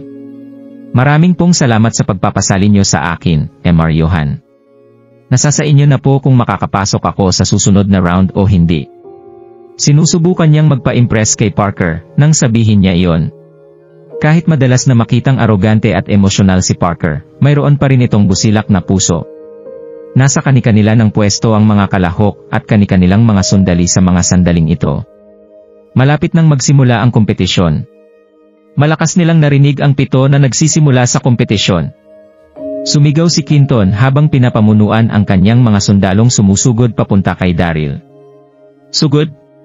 Kasabay nito ang pagsugod ni Titus, at ng 2 pang mga kalahok kay Daryl mula sa iba't ibang direksyon. Buwisit! Kasi simula pa lang ng kompetisyon, bakit nila ako tina-target? Mura ni Daryl sa kanyang sarili. Inutusan niya ang 20 mga sundalong nasa kanyang likuran na gumawa ng isang defense formation, habang dumidikit sa posisyon ni Parker. Matalino si Parker, kaya mabilis niyang inutusan ang kanyang mga sundalo na gumawa ng isa ring defense formation pagkatapos nilang dumikit sa grupo ni Daryl. Buwisit! Napakunot ang noo rito ni Quinton at ng kanyang mga kasama, nagdilim ang kanilang mga mukha nang makita nila yon. Walang kahit na sino ang makakatalo sa defense formation na ginawa ni Parker at Daryl. Walang sino man ang makakatalo sa defense formation ni Parker at Daryl kasama ang 40 nilang mga sundalo. Sugod, nagdadalawang isip sina Quinton at ang 3 niyang mga kasama kung ipagpapatuloy pa ba nila ang pagsugod. Pinamunuan ng 2 pang mga kalahok sa isang maliit na grupo ang kani-kanilang mga sundalo para sumugod sa kanila. Ang bawat isang maliit na group sa bawat session ay binubuo ng 8 mga kalahok. Nag-focus si Quinton at ang 3 niyang mga kasama kay Daryl at Parker noong una. Nakalimutan na nila ang tungkol sa 2 mga kalahok na ito. Buwisit! Talunin na muna natin ang 2 ito. Dumilim ang mukha ni Quinton habang sumisigaw. At pagkatapos ay pinamunuan nito ang kanyang mga sundalo na tumalikod para harapin ang 2 mga kalahok na papasugod sa kanila. Dumikit naman sa kanilang pwesto si Titus at ang 2 pang mga grupo. Agad na nagkagulo ang 6 na mga grupo sa loob ng battle area. Dahil hindi ganoon karami ang mga taong lumalaban sa bawat round ng kompetisyon, hindi naging ganoon kalawak ang ginagawa nilang laban. Pero masyado pa rin itong naging matindi. Mabagsik na nagsagupaan ang 6 na mga team na may mga sigaw na nadyecho sa buong venue. Nagkalat ang iba't ibang klase ng mga sandata at teknike sa paligid. Napabuntong hininga sa kanyang sarili si Daryl nang makita niya iyon bago sabihin kay Parker na, naglalaban-laban na ang mga yon, dapat na tayong maghanap ng pagkakataon para i-ambush sila. Ang sinumang makakakuha ng tamang oportunidad sa tamang oras ay may kakayahang kumotrol sa buong sitwasyon. Ayon sa naging karanasan ni Daryl, ang nagaganap na laban sa kanyang harapan ang perpektong oportunidad para sa kanila. Pero agad na iniling ng hindi sumasangayong si Parker ang kanyang ulo. Hindi, masyadong matindi ang laban nilang iyan, siguradong madadamay lang tayo sa sandaling sumali tayo sa kanila. Nagmukhang determinado rito ang nagsasalitang si Parker. Hintayin na lang nating magbunga ang ginagawa nilang ito. Buwisit! Ito na ang tamang oportunidad para umatake, pero nagawa mo pa ring magdesisyon na maghintay lang dito. Nainis dito ng husto si Daryl. Dito na siya sumagot ng, sa sandaling matalo ni Quinton at ng 3 niyang mga kasama ng 2 mga kalahok na yan, hindi na tayo makakakuha ng isa pang pagkakataon para manalo. Sinasabi mo ba nakakampi ni Quinton ang 3 iyon? Tanong ng nag-iisip na si Parker, na nagsisimula ng mapagtanto ang mga nangyayari sa kanyang paligid. Tumango rito si Daryl. Itinaas ni Parker ang kanyang mga kilay at tumingin sa labang nagaganap sa kanilang mga paningin. Hindi ito posible. 2 tao lang ang pwedeng umabante sa susunod na round kaya paanong magiging magkakakampi ang 4 na yan? Habang sinasabi ang tungkol sa bagay na yon, iniling ni Parker ang kanyang ulo. Ayaw pa rin talaga nitong umatake. Mapait namang ngumiti rito ang puno ng frustration na si Daryl. Kahit na naging magaling si Parker sa literature, tanging mga teorya lang ng defense formation ang kanyang naintindihan. Wala pa siyang gaanong karanasan sa pag-oobserba ng mga labang nagaganap sa totoong buhay. Halatang-halata na magkakakampi ang 4 na yon, pero hindi pa rin niya ito makita. Isip ni Daryl. Iniling ni Daryl ang kanyang ulo, habang mapait na ngumingiti bago tumigil sa pagsasalita. Kahit na ano pa ang kanyang sabihin, hinding-hindi siya paniniwalaan nito. Magiging mahirap para sa kanya na ipaliwanag ang sama ni Geoff at ng mga kaibigan nito sa kanya na naging dahilan ng pag-target ng mga ito sa kanya sa kompetisyong ito. Hindi nagtagal, mabilis na lumipas ang 1-0 minuto. Nagkaisa sina Quinton, Titus at ang 2 nitong mga kasama para alisin ang 2 mga kalahok na umatake sa kanila sa kompetisyon ng napakabilis. Nagtagumpay silang 4 na tanggalin ang 2 ito. Kasunod nito ang pag-uutos ng 4 na kalahok sa kani-kanilang mga sundalo na magsama-sama at sumugod papunta sa kinaroroonan nina Parker at Daryl. Ano? Nagawa talaga nilang gumawa ng isang alyansa. Nanginig ang buong katawan ni Parker habang nasusurpresa sa kanyang mga nakita. Kasabay nito ang pagsigaw ng mga tumatayong audience sa sobrang pagkasurpresa. 4 laban sa 2. Nagiging interesado na ako sa kompetisyong ito. Ang nakaputing iyon ay si Parker, ang batang master ng kilalang swordman or tama. Narinig kong talentado raw si Mr. Johan. Oo nga. Kahit malayo na ang pagitan sa bilang ng kanilang mga sundalo, malayo pa rin sila sa kakayahan ni Mr. Johan. Kaya wala pa rin kasiguruhan kung mananalo ba siya o matatalo sa labang ito. Sa gitna ng kanilang pag-uusap, nag-focus ang tingin ng lahat kay Parker. Para sa mga taong nanonood sa paligid, sa 6 na natitirang mga kalahok, si Parker ang pinakamahusay sa kanilang lahat. Nang biglang dumating si Clinton sa harapan ni Parker para sabihin, Mr. Johan, alam ko na matalino kang tao, kaya bakit mo gustong tulungan ang Luka na ito? Kahit na tagasunod mo si Luka, hindi mo naman kailangang makipag-alyansa sa kanya. Malinaw namang makikita ang kalalabasan ng sitwasyong ito, 4 laban sa 2. Kaya kung matalino ka, aaminin mo na lang sa harapan namin ang iyong pagkatalo at kusang aalis sa kompetisyong ito. Napakagat si Parker sa kanyang mga labi habang galit na nakatitig kay Clinton. Dito na siya kalmadong sumagot ng, iniisip mo bang mananalo kayo ng dahil sa pagbuo niyong 4 sa isang alyansa? Masyado pang maaga para masabi ito. Hindi nagpakita ng anumang emosyon ang kanyang mukha, habang nanginginig naman sa panik ang kanyang loob. 2 laban sa 4, paano namin sila lalabanan? Ang pinakaimportante sa lahat, walang maitutulong sa kanya na kahit ano si Luka. Parker.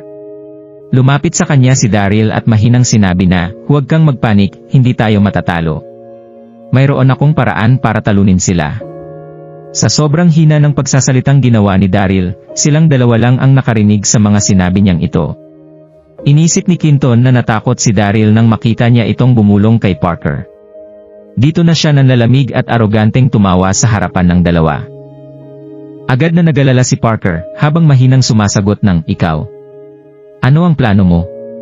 Kung mayroon lang kakayahang mamuno si Luka, hinding-hindi na nito kailangan pang makipag-alyansa sa akin. Pareho tayong matatanggal sa kompetisyong ito sa sandaling hindi ka maniwala sa akin. Nakangiting sinabi ni Daryl na may hindi inaasahang itsura. Mayroon kaya siya talagang plano? Natahimik si Parker nang makita niya ang itsura nito. At pagkatapos ay tumango na siya at sumagot ng, sige, makikinig ako sa iyo. Hindi niya alam kung bakit siya pumayag pero nagdesisyon si Parker na magtiwala kay Daryl sa huli. Kahit na anong mangyari, nakita pa rin ito ang pagkikipag-alyansa ni Clinton sa 3 iyon, hindi ko ito napansin kanina. At higit sa lahat, hindi alam ni Parker kung ano ang dapat niyang gawin. Huminga ng malalim si Daryl at sinabi kay Clinton na, Clinton, huwag kang masyadong masabik, hindi pa natin alam kung sino ang mananalo at matatalo. Sinabi ng aking master na huwag magsalita ang kahit na sino ng kalokohan sa loob ng battle area. Naging kalmado at nakakapanginsulto ang tono ni Daryl sa pagsasalita. Sa mga sandaling iyon, galit na galit si Clinton at ang kanyang mga kasamang hindi na nagsalita pa. Sugod?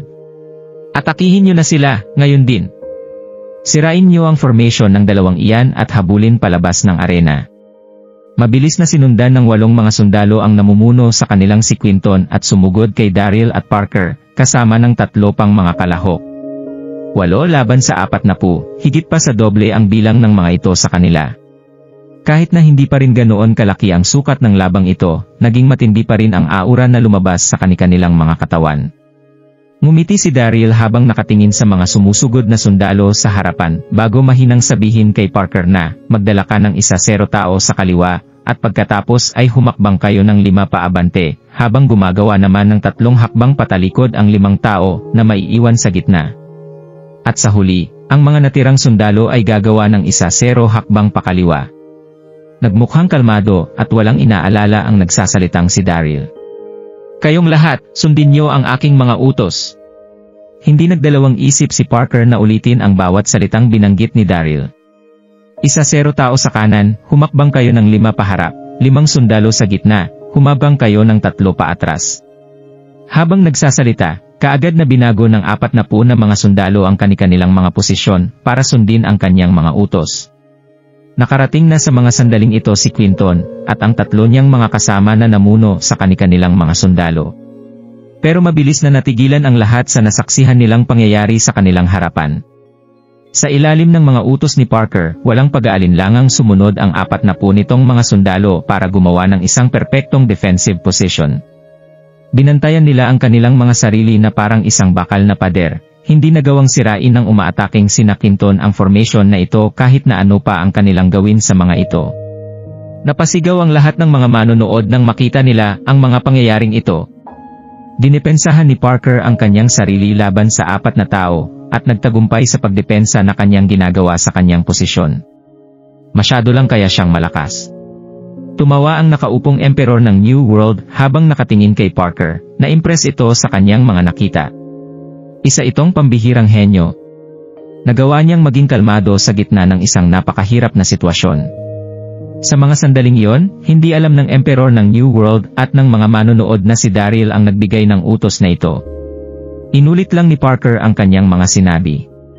Kaya agad na namangha ang lahat kay Parker habang binabaliwala ang kasama nitong si Daryl. Nasurpresa at natuwa si Parker nang makita niyang mamangha sa kanya ang lahat. Nanginig ang buo niyang katawan habang nasusurpresang tumitingin kay Daryl. Gumana ito. Nagawa nating depensahan ang pag-atake nila. Paano niya ito nagawa? Sa mga sandaling iyon, naramdaman ni Parker na hindi normal ang bagay na sinabi sa kanya ni Daryl, mayroon itong mga natatagong kahulugan. Hindi ba't sinabi niya na wala siyang alam sa mga formation ng sundalo? Isip ni Parker habang nagtatakang tinitingnan si Daryl. Ngumiti naman ang mukhang nagre-relax na si Daryl. Isang simpleng formation lang na kanyang natutunan sa Baiki Formations ang kanyang ginamit sa labang ito. Pero masyado na itong epektibo para kay Quinton at sa kanyang mga kasama. Kung hindi lang dahil sa pagiwas ni Daryl na makuha ang atensyon ng Emperor sa New World na magbibigay sa tunay niyang pagkakakilanlan, hinding-hindi niya ipapautos kay Parker ang paggawa sa formation. Kanina pa rin sana niya natalo si Quinton at ang mga kasama nito. Masyado itong kahanga-hanga. Natigilan at nagalit dito si Quinton at ang kanyang mga kasama. Nagkaroon sila ng advantage na magkaroon ng mas maraming sundalo, pero nagawa pa rin silang talunin ito. Masyadong nakakahiya para sa kanilang matalo sa labang ito. Quinton, Titus, sumugod na kayo. Alisin niyo na sila sa kompetisyong ito. Sigaw ni Geoff mula sa observation deck. Kailangan kong maghiganti, dapat na matalo ang Luka na yon. Sugod? Nagngit-ngit ang mga ngipin ni Quinton at ng 3 niyang mga kasama na namuno sa kanilang mga sundalo. Pero kahit nagaano katindi pa ang gawin nilang pag-atake, hindi pa rin nila masira ang formation na binuo ni Daryl at Parker. At noong maubos ang stamina ng 4, agad na inutusan ni Daryl si Parker na walang awang sumugod sa mga ito. Mabilis nilang napaalis ang 4 sa kompetisyon. Sa mga sandaling ito, uminit ng husto ang hangin sa paligid habang buong respetong nakatitig ang lahat kay Parker. Grabe! Nagawa niyang manalo sa patalo nilang sitwasyon kanina. Napakahusay. Napakaganda ng round na ito. Natigilan si Parker nang marinig niya ang sigaw ng lahat. Tanging si Parker lang ang nakakaalam na si Daryl talaga ang nagpanalo ng kompetisyong ito, hindi siya. Kung wala si Daryl, kanina pa sana nasira ng mga ito ang kanyang formation, siguradong hindi rin siya tatagal hanggang huli sa 4 na iyon. Buwisit! Malapit nang mawala sa kanyang sarili si Geoff. Tumitig siya kay Daryl na nakatayo sa gitna ng arena. Sinuswerte ka ngayon, Luka, pero hindi pa tayo tapos. Bulong niya sa kanyang sarili habang umaalis sa observation deck. Gaya ng lahat, naniwala rin di Geoff na dumepende lang si Daryl kay Parker. Maglalaban sina Parker Johan at Luka Moonlight sa susunod na round. Naglakad si Florian palapit at gumawa ng anunsyo gamit ang malinaw niyang boses. Nang marinig niya iyon, kaagad na inayos ni Parker ang kanyang isipan habang yumuyuko sa harapan ng Emperor ng New World at naglalakad paalis ng arena. Mabilis naman siyang sinundan ni Daryl. Nang makaalis ang dalawa, maraming tao ang nagtipon-tipon sa kanilang paligid para i-congratulate si Parker. Johan, paano mo ito ginawa? Kamangha-mangha ang mga estratehiyang ginamit mo kanina. Pilit namang ngumiti rito si Parker, habang pa isa-isang sumasagot sa papuri ng mga ito bago umalis sa venue, kasama ni Daryl. Nang makalabas sila sa venue, at maubos ang tao sa kanilang paligid, agad na tinawag ni Parker si Daryl, Hoy. Isa bang formation ang ginawa mo kanina? Kagaya ng iba, maging si Parker ay nagtaka rito. Dito na niya napansing hindi na kagaya ng Luka kanina ang Luka na kasama niya ngayon. Masyado itong unpredictable. Anong formation? Nagkunwaring nagtataka si Daryl sa tanong ni Parker. Ang formation na ginamit mo kanina. Naiinis na pinadyak ni Parker ang kanyang paa. Nagkukunwari pa rin ba ang isang ito? Napakamot na lang sa kanyang ulo si Daryl habang dahang sinasabi na, nakapagbasa ako ng isang strategy book ng mga sundalo noon, ipinakita sa librong iyon kung paano gumamit ng isang formation. Dito ko nabigla itong naalala noong nasa gitna tayo ng kaguluhan kanina. Ito ang sinabi ko sa iyo. Isang strategy book ng mga sundalo. Isip ng may kunot na noong si Parker. Alin sa mga strategy book ang sinasabi niya? Hindi ko pa ito nakikita noon . Bilang pinakamatandang babae sa kilalang Sword Manor, panganay sa mga batang babae na si Parker, ay nagawa ng makapagbasa ng napakaraming libro, pero hindi pa siya nakakakita ng isang libro tungkol sa mga formation na pinamagatang Soldier's Formation. Buwisit! Napakahirap lokohin ni Parker. Nag-frustrate si Daryl nang makita niya ang nagmamatigas na mukha ni Parker. Dito na siyang umiti at nagsabi ng, importante pa bang malaman kung anong klase ng formation ito? Nanalo tayo. Hindi. Kailangan mo itong sabihin sa akin. Naging determinado rito si Parker. Isa itong matigas na babaeng magpupumilit na malinawan sa lahat ng kanyang nakakaharap. Wala namang nagawa si Daryl kundi ngumiti at tumango habang sinasabi na, sige, sasabihin ko sa iyo. Tinatawag na four-ways formation ang formation na ito. Four-ways formation. Napakunot dito ang noo ni Parker. Hindi niya maiwasang mapatanong ng, kung alam mo pala ang tungkol sa mga formation, bakit gusto mo pa ring makipag-alyansa sa akin noong una? At bakit hinayaan mo akong magutos sa mga bagay na naisip mo kanina? Umirap ang kanyang mga mata habang sinasabi na, naiintindihan ko na ngayon, ayaw mong ipakita ang tunay mong lakas dahil ayaw mong makakuha ng atensyon tama. Gaano ba katalino ang Parker na ito? Napakabilis niya akong naintindihan. Natigilan si Daryl habang tumatangong nakatingin kay Parker, at sumasagot ng, tama. Bakit? Naging interesado ng husto si Parker sa tunay na pagkatao ni Daryl. Bakit mo gustong itago ang iyong lakas? Sino ka ba talaga? Isa lang iyong simpleng formation, pero madali lang din itong natalo ang grupo ni Clinton kanina. Sigurado ako na hindi lang ganoon kasimple ang tunay na pagkatao ng luka na ito. Mabilis na nag-isip si Daryl bago seryosong sabihin na, tama ka riyan, Mr. Johan. Tinatago ko nga ang tunay kong lakas, at hindi rin Luka Moonlight ang pangalan ko. Pero hindi ko pa masasabi sa iyo ngayon kung sino ba talaga ako. Pagkatapos niya itong makasama ng 2 araw, naramdaman ni Daryl na isang mabait na babae si Parker, kaya hindi siya nagalala na ibahagi ang kanyang lihim dito. Ikaw, na-frustrate si Parker, nang hindi ilahad ni Daryl ang buo niyang lihim sa kanya. Napapadyak na lang siya sa sobrang galit. Sa mga sandaling yon, ngumiti si Daryl at nagpatuloy sa pagsasalita. Lahat tayo ay mayroong mga sikreto. Kagaya mo, nagbihis lalaki ka para makasali sa martial arts tournament na ito. Ganoon din ako. Ngayong alam na natin ang lihim ng isa't isa, umaasa ako na hindi natin ito sasabihin sa iba. Ano sa tingin mo? Natahimik si Parker nang makita niya kung gaano kaseryoso si Daryl.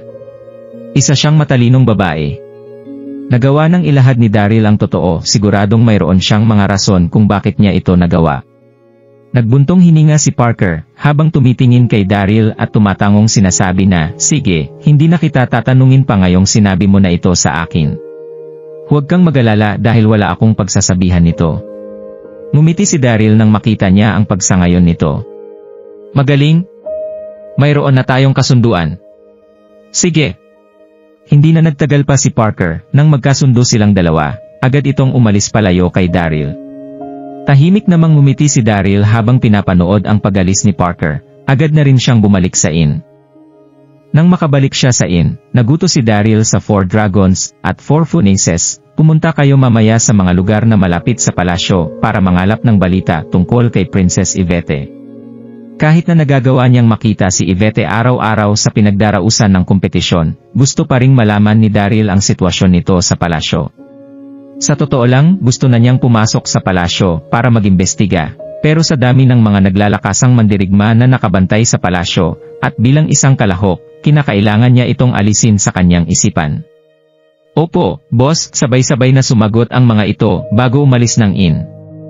Mabilis na nakabalik ang 4 dragons at 4 phoenixes pagkalipas ng ilang oras.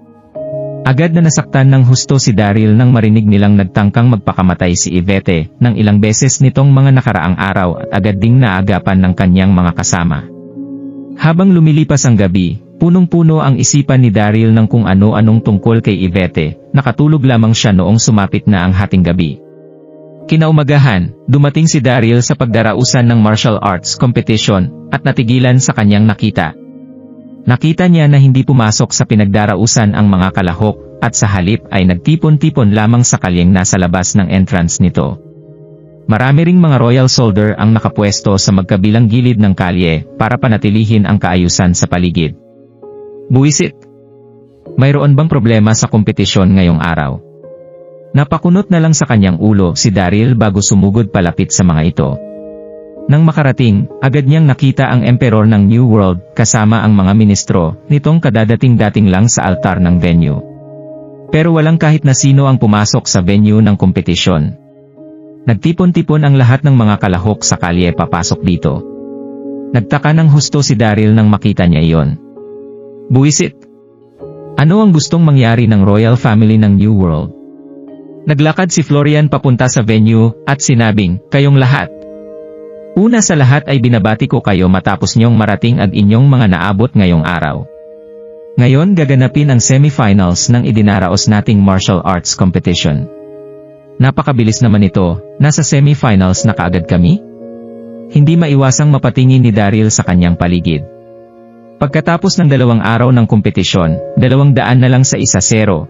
0-0-0 mga cultivator na sumali sa kompetisyon ang natira. Ipapakilala sa semifinals na gaganapin ngayong araw ang top 1-0 na mga kalahok na magpapatuloy sa finals. Napasara ng husto ang mga kamao ni Daryl noong mga sandaling yon, habang ang kanyang puso ay napupuno ng fighting spirit. Kahit na ano pang rules ng semifinals na ito, kinakailangan kong pumasok sa finals. Nagbaba ng utos ang kamahalan ngayon lang.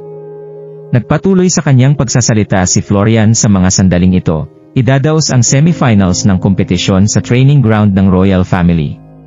Madalas na nagpapakita ang mga wind spirit wolves sa training ground ng royal family, at alam nyo namang lahat na isang uri ng mahiwagang halimaw ang mga iyon. Mayroon itong lakas na nasa martial saint level, at may katawang naglalabas ng internal alchemy elixir. Nang sabihin niya iyon, ngumiti si Florian at Xianbing. Ang magiging rules sa kompetisyon ngayong araw ay ang pagpatay niyong lahat sa mga wind spirit wolves sa training ground ng royal family at ang pagkuha sa internal alchemy elixir na ilalabas nito. Ang top 1-0 na makakakuha ng pinakaraming internal alchemy elixir ang makakapasok sa finals. Habang ang natitira ay ituturing ng eliminated sa kompetisyong ito. Umingay ang buong lugar na iyon sa mga sandaling ito. Maging ang 200 mga natitirang kalahok ay natigilan sa kanilang narinig. Alam nilang lahat na kapantay lang ng mga taong cultivator ang level ng mga mahiwagang halimaw na iyon. Nagkaroon din ito ng level na Master, Master General, Martial Saint at iba pang mga level. Ang mga Wind Spirit Wolves ay isang uro ng mahiwagang halimaw na kilala sa kanilang bilis. Sa pamamagitan ng bilis nila na parang isang hangin, ang isang Martial Saint na Wind Spirit Wolf ay may kakayahang tumakbo ng kasing bilis ng isang kidlat. Magiging mahirap para sa kahit na sinong hulihin ito, paano pa kaya ang pagpatay dito para makuha ang ilalabas nitong internal alchemy elixir? Sa mga sandaling ito, mabilis na nagalala ang mga kalahok na may mahinang kakayahan sa pakikipaglaban. Magiging mahirap para sa kanila ang semifinals na ito. Pero para kay Mateo at sa iba pang mga nangungunang kalahok, nagmukha lang kalmado ang mga ito. Mga Wind Spirit Wolves lang ang mga ito, kaya magiging madali lang para sa kanila ang panghuhuli sa mga ito. Napangiti naman si Daryl na nakatayo sa isang tabi. Kaya pala walang kahit na sino ang pumasok sa pinagdarausan ng kompetisyon, dahil ang kompetisyon ngayong araw ay gaganapin sa training ground ng royal family. Para naman sa mga Wind Spirit Wolves, hindi rito nagalala si Daryl. Isa na siyang level 5 Martial Emperor, kaya hindi na magiging problema para sa kanya ang pagpatay sa mga Wind Spirit Wolves. Sige. Sa mga sandaling ito, ikinaway ni Florian ang kanyang mga kamay para sabihinan ang lahat na manahimik. Malapit nang matapos ang oras, dadalhin ko na kayo sa training ground. Habang nagsasalita, sumakay si Florian sa kanyang kabayo na binantayan ng mga sundalo ng Royal Army. Pinangunahan niya ang mga kalahok na maglakad papunta sa training ground ng Royal Family sa Royal City. Matatagpuan ang training ground ng Royal Family sa layong ilang milya mula sa timog ng Royal City. Isa itong lugar kung saan naganap ang isang digmaan noong unang panahon. Marami ang mga sinaunang battlefield sa New World. Dahil sa lapit nito sa Royal City, ang mga lugar na ito ay mga ipinagbabawal na lugar ayon sa utos ng Royal Family. Ginagamit lamang ang mga ito bilang training ground ng Royal Family. Nagbigay ang Emperor ng New World ng isang espesyal na permiso para buksan ang lugar na ito sa mga kalahok para sa gaganaping semifinals ng martial arts marriage tournament. Hindi nagtagal ay nakarating na rin ang lahat sa sinaunang battlefield. Sa mga sandaling ito, hindi maiwasang mapapigil hininga ni Daryl nang makita niya ng aktwal ang battlefield na ito. Hindi lang naging malawak at malapad ang sinaunang battlefield na ito. Nagmukha ring komplikado ang paligid nito. Tumubo ang mga puno at damo sa paligid, at marami ring mga debris ng mga bumagsak na gusali ang nakatago sa gitna ng damuhang ito. Mararamdaman din ng kahit na sino ang sinauna at misteryoso nitong aura.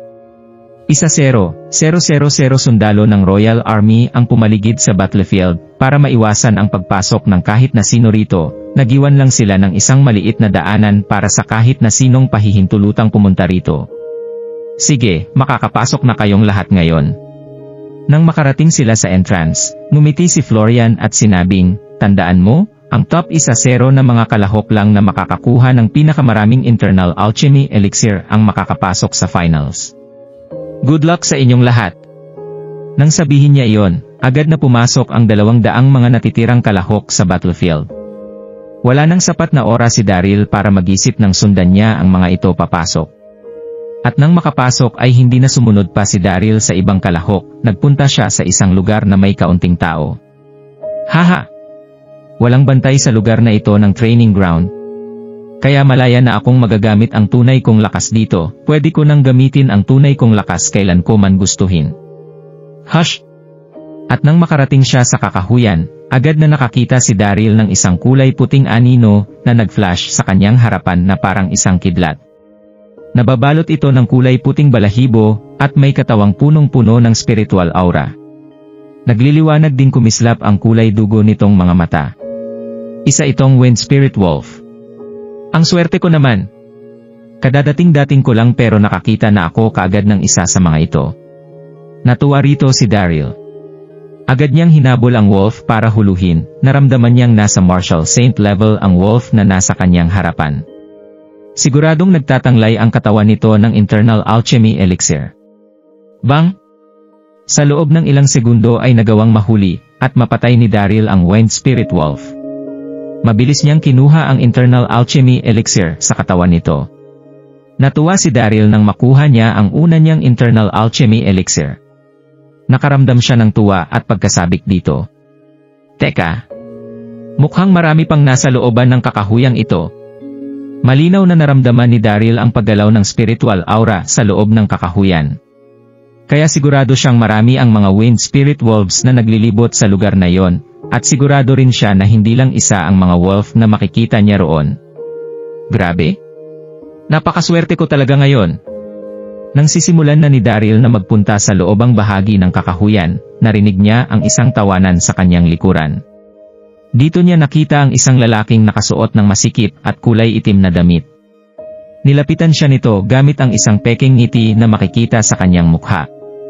Ang taong ito ay walang iba kundi si Carl Woods ng Spiritual Wind Sect na nagmula sa Westrington, isa na siyang level 2 martial emperor.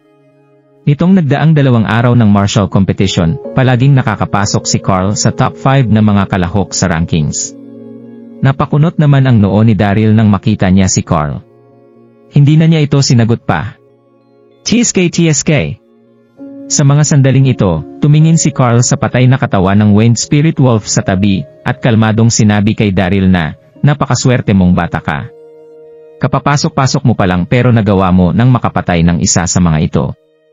Habang nagsasalita, inabot ni Carl ang kanyang kamay at determinadong sinabi na, ibigay mo na sa akin ang internal alchemy elixir. Kanina pa siya nag-iikot-ikot pero hindi pa siya nakakakita ng kahit na isang wind spirit wolf.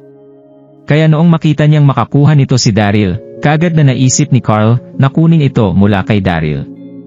Buwisit! Nandito siya para nakawin sa akin ang internal alchemy elixir. Habang iniisip ang bagay na yon sa kanyang puso, ngumiti si Daryl at tumingin kay Carl.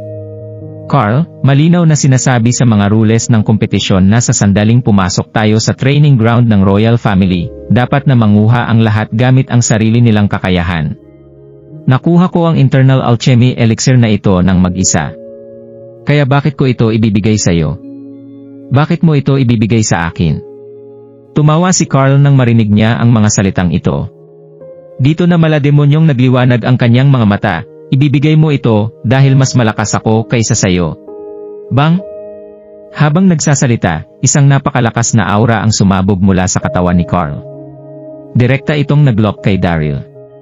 Para sa mga mata ni Luca, sino ang taong nasa kanyang harapan? Isa lang itong cultivator na nasa martial saint level, kaya madali niya itong mawawasak kung gugustuhin niya, kahit nagamit lamang ang isa niyang kamay. Interesante ang isang ito. Agad na nagalit dito si Daryl, pero hindi pa rin siya nagpanik. Iyon lang ba?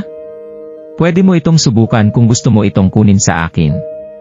Nang sabihin niya iyon, patagong ginamit ni Daryl ang kanyang internal energy para maghanda sa pakikipaglaban. Walang kahit na sino ang nasa kanilang paligid. Kaya kung gusto nang mamatay ni Carl, ipapakita ko sa kanya ang tunay kong lakas para matupad ang gusto niya. Talaga? Tumawa si Carl nang marinig niya ang paghahamon ni Daryl sa kanya. Dito na siya naglakad ng dahan-dahan palapit dito. Napuno ng paninindak ang atmosphere sa kanilang paligid sa mga sandaling ito. Napuno rin ng battle aura ang paligid ng kani-kanilang mga katawan. Dito na nila narinig ang tunog ng mga yapak hindi kalayuan sa kanila na sinundan ng pagpapakita ng isang matangkad at dambuhalang imahe na nagpakita sa harapan nina Daryl at Carl. Naging matangkad at malaki ang taong ito habang naglalabas ng napakalakas na aurang sisindak sa sinumang makakita rito. Asher. Natigilan si Carl nang makita niya ang taong ito. Asher Fine ay nagmula sa Saint C sect ng South Cloud World, isa na siyang level 4 martial emperor. Kilala siya sa pagiging matatag at sa husay na kanyang ipinakita sa ginaganap na martial arts competition. Buwisit. Isa pa ito. Sa mga sandaking ito, napakunot na lang ang noo ni Daryl. Magiging madali para sa kanya ang pagtalo kay Carl, pero agad siyang mahihirapan sa sandaling sumali sa labang ito si Asher. At sa sandaling gamitin ni Daryl ang tunay niyang lakas, at hindi mapatay ang dalawang ito sa tamang oras, agad na malalaman ng lahat ang tunay niyang pagkatao. Napaka-interesante. Sa mga sandaling ito, tumingin si Asher kina Carl at Daryl bago sabihin, nandito ba kayo para bumuo ng isang alyansa? Nang sabihin niya iyon, nakita ni Asher ang bangkay ng isang patay na wind spirit wolf sa lupa. Haha, nagbibiro ka yata, Asher. Hindi ako makikipag-alyansa sa isang ito kahit nagustuhin ko pa. Tahimik na tumawa si Carl habang namamahiyang tumitingin kay Daryl. Dito na tumingin si Carl kay Asher. Asher, bakit hindi kaya tayo bumuo ng isang alyansa? Sigurado namang papasok tayong dalawa sa finals. Para maipakita sa iyo ang aking sinseridad, ibibigay ko sa iyo ang makukuha nating internal alchemy elixir sa kanya. Ano sa tingin mo? Napuno ng pag-asa ang mga mata ni Carl nang sabihin niya iyon. Isa lang martial saint si Luca. Hindi ko man lang ito magawang tingnan. Kaya bakit mo naisip na makikipag-alyansa ako sa kanya? Ibang-iba rito si Asher. Mas mataas ang level ng kanyang lakas kaysa sa akin. Kaya siguradong makakapasok kami sa finals sandaling magkaroon kaming dalawa ngayon ng alyansa. Sige. Ngumiti at tumango si Asher bilang pagsangayon sa alok ni Carl nang walang pag-aalinlangan. Pagkatapos nito ay naglakad si Asher palapit kay Daryl para sabihin, matuto kang mag-isip, Luca, ibigay mo na sa akin ang hawak mong internal alchemy elixir. Gaya ni Carl, minaliit din ng kakampi nitong si Asher si Daryl. Inisip niya na isa lang itong martial saint na cultivator. Buwisit. Nanalamig na tumawa si Daryl sa kanyang sarili, habang hinaharap ang dalawang ito. Kahit na mga cultivator ang dalawang ito, hindi maitatangging bully pa rin sila para sa mga taong mas mahina sa kanila. Wala silang moralidad sa kanilang mga sarili. Hindi lang ako sigurado kung paano sila nagawang palusutin ng royal family sa selection round na ginawa ng mga ito noon. Isang malaking biro kung ganitong klase ng tao ang magiging prince consort ng royal family. Hindi na nagsalita pa si Daryl habang iniisip ang bagay na yon. Tumingin na lang siya kina Asher at Carl bago nanlalamig na sabihing, hindi ko ibibigay sa inyo ang hawak kong internal alchemy elixir. Kaya kung gusto ninyo, manghuli rin kayo gamit ang sarili niyong mga lakas.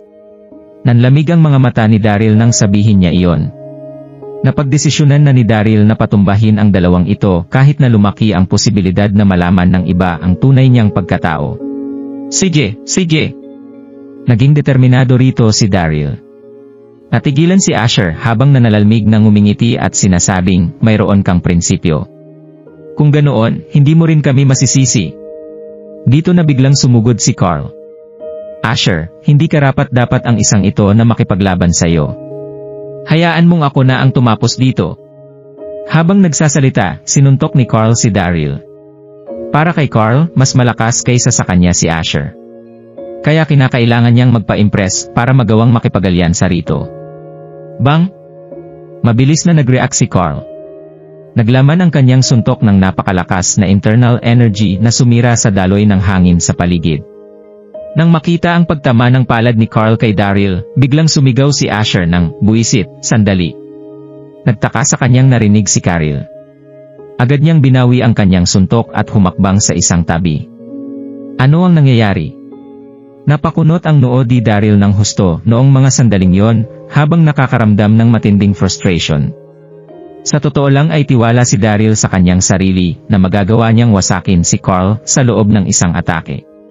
Pero hindi niya inasahan ang bigla ritong pagtawag ni Asher. Gumagana ba ng kusa ang subconscious ng isang ito? Sa mga sandaling yon, mabilis na naglakad palapit si Asher para titigan ang kulay puting jade na nakasuot sa wrist ni Daryl. Nagpakita ito ng isang nasusurpresa at naguguluhang mukha. Paano mo nakuha ang jade slip na ito, Luka?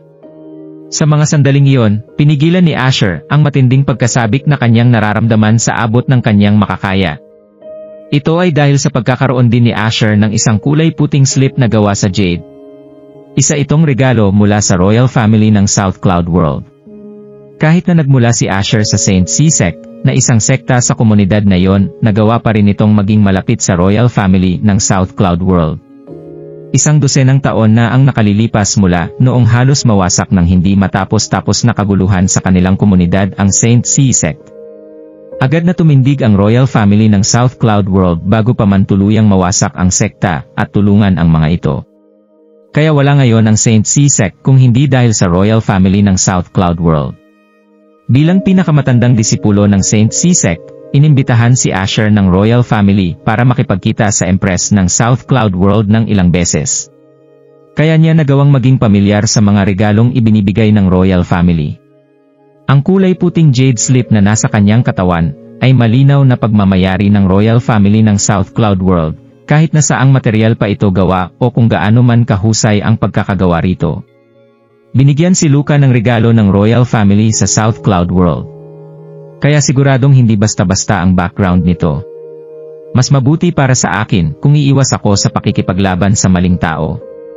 Sa mga sandaling iyon, malinaw na naramdaman ni Daryl ang pagbaliktad ng attitude ni Asher sa kanya. Nagmukha siyang kakaiba sa mga sandaling ito. Hindi naman naintindihan ni Daryl kung ano ang nangyayari, pero nagagawa na niyang mahulaan kung dahil ba saan ang bagay na iyon. Kinalawan, kalmadong tumahimik si Daryl bago sabihing, akin ang bagay na ito. Tama rito si Daryl.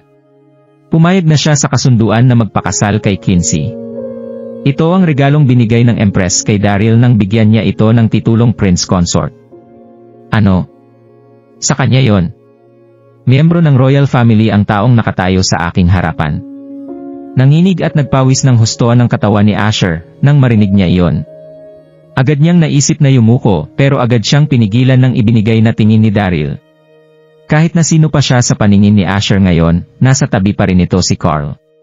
Kaya sa sandaling magpadala si Asher sa kanyang emosyon, agad na malalaman ng lahat ang tunay niyang pagkakakilanlan. Kung kaya niya, ayaw sanang pumatay ni Daryl ng kahit na sino sa semifinals na ito. Huwag kang yuyuko at huwag na huwag mong sasabihin sa kahit na sino ang tunay kong pagkakakilanlan. Naiintindihan mo? Bulong ni Daryl kay Asher. Walang tigil na tumango si Asher nang marinig niya ang mga sinabi ni Daryl. Ang tao sa aking harapan ay isang miyembro ng royal family sa South Cloud World. Ayaw niyang ipakilala ang kanyang sarili dahil ayaw niyang makakuha ng atensyon. Kahit na sino pa siya sa royal family, hindi ko dapat sirain ang kanyang mga plano. Hoy Asher! Anong problema? Naiinip na tanong ni Carl habang hindi pa rin naiintindihan ang mga bagay na nangyayari sa kanyang paligid. Nanalamig namang sumagot si Asher habang nakatingin kay Carl. Carl, huwag na huwag mong susubukang i-take advantage si Luca hanggat nabubuhay ako. Umalis ka na. Nagmukhang mabagsik si Asher nang sabihin niya iyon. Buwisit. Muntik ko nang saktan ang aking kakampi nang dahil sa Carl na yon. Habang nararamdaman ang nakamamatay na aura sa ginagawang pagtingin ni Asher, hindi na naiwasan pa ni Carl na huminga ng malalim. Nagpakita naman ng pagtataka ang kanyang mukha. Ito. Ano ba talaga ang nangyayari? Paano naging kakampi ni Asher si Luca sa loob ng isang iglap? Umalis ka na. Muling sumigaw ang galit na si Asher nang makita niya ang nakatayo pa ring si Carl. Kasabay nito ang pagtingin ni Asher kay Daryl na parabang nagaantay sa isang utos nito sa kanya. Sa sandaling itango ni Daryl ang kanyang ulo, agad na atake si Asher nang walang pag-aalinlangan. Sige na, sige na. Nang mapansin niyang may hindi tama, agad na natakot si Carl para sa kanyang sarili. Hindi na niya nagawa pang magtagal sa lugar na yon. Mabilis siyang tumakbo palayo pagkatapos niyang sagutin ang mga sinabi ni Asher. Wala akong pakialam kay Luca, pero hindi ko magagawang inisin si Asher. Hay! Huminga ng malalim si Asher nang makita niyang tumakbo sa malayo si Carl. Dito na niya tahimik na sinabi kay Daryl na, Sir, hayaan niyo po ako na ipagkuha kayo ng internal alchemy elixir mamaya. Madali ko po kayong papapasukin sa finals. Hindi na yon kailangan pa. Nakangiting iling ni Daryl, maghiwalay na muna tayo. Walang pakialam sa aki ang lahat. Kaya agad na magsususpetsa ang mga tao sa aking paligid sa sandaling makita nila ako na kasama ni Asher. Wala pong problema.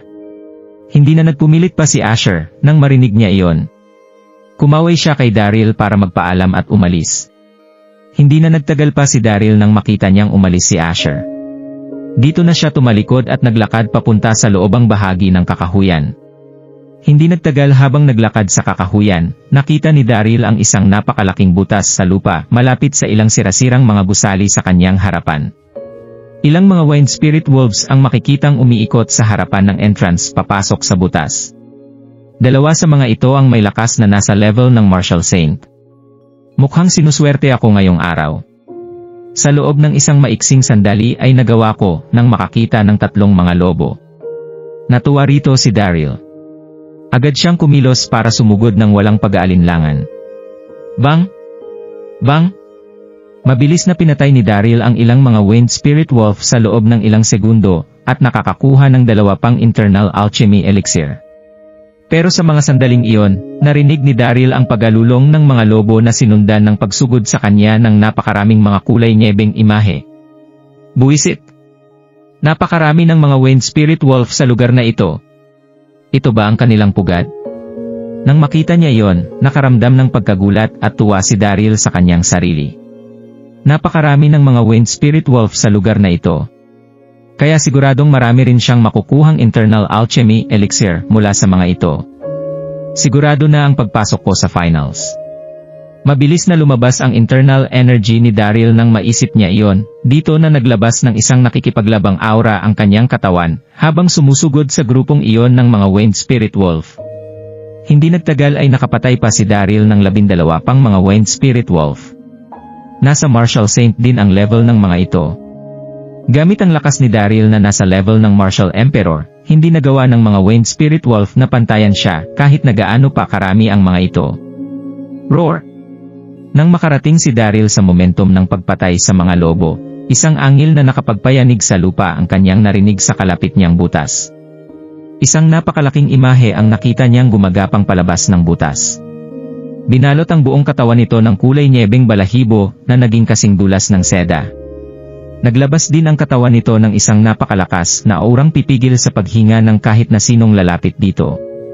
Nagmula ang nakakatakot na pagangil na ito sa dambuhalang Wind Spirit Wolf na iyon. Mayroong 10 talampakang haba at 3 talampakang taas ang Wind Spirit Wolf na iyon. Nagpakita rin ito ng wrinkles sa kanyang noo habang nagliliwanag ng kulay pula ang mabagsik nitong mga mata. Buwisit! Ito na ba ang hari ng mga Wind Spirit Wolf? Natigilan si Daryl bago niya naayos ang kanyang isip pagkalipas ng ilang segundo. Namangha siya ng husto sa nilalang na kanyang nakita. Tama nga rito si Daryl. Ang dambuhalang halimaw sa kanyang harapan ay walang iba kundi ang Wind Spirit Wolf King. Nagpapahinga na sana ito sa kanilang kuweba nang maramdaman nito ang presensya ng isang malakas na taong pumapatay sa kanyang mga kasama na naging dahilan ng agad niyang pagsugod. Mayroong lakas na nasa Martial Emperor level ang hari ng Wind Spirit Wolf King kaya mayroon na rin itong angking katalinuhan. Roar! Sa mga sandaling iyo, mas namula ang kulay dugong ang mga mata ng sumisigaw na dambuhalang Wind Spirit Wolf, habang nakikita si Daryl na pinapatay ang higit sa 10 niyang mga kasama. Malakidlat na sumugod ang napakalaking imahe nito kay Daryl. Sa loob ng isang iglap, huminti ang hari ng mga Wind Spirit Wolf sa harapan ni Daryl. Habang itinataas ang mga paa nito sa harap, isang napakalakas na kidlat ang narinig ng lahat. Buwisit, may kakayahan din ang Wolf King na itong gumamit ng kidlat para umatake. Nagulat dito si Daryl pero hindi siya nagpanik. Nanalamig siyang ngumiti habang nagsisimulang makipaglaban sa hari ng mga Wind Spirit Wolf. Oh! Oh! Sa mga sandaling iyon, itinaas ng iba pang mga Wind Spirit Wolf ang kanilang mga ulo para suportahan ang kanilang leader.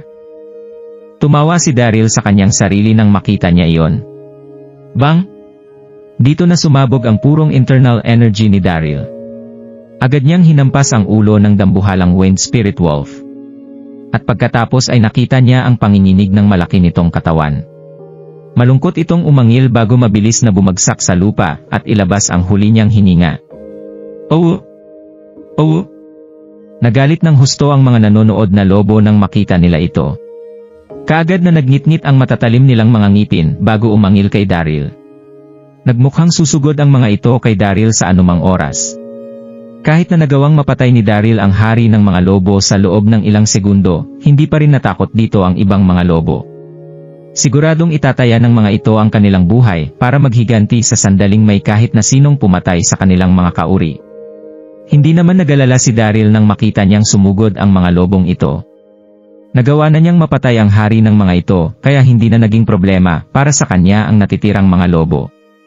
Nang kukunin na sana ni Daryl ang internal alchemy elixir mula sa tiyan ng napatay niyang hari ng mga lobo, may nakita na isang bagay si Daryl. At natigilan noong mga sandaling iyon.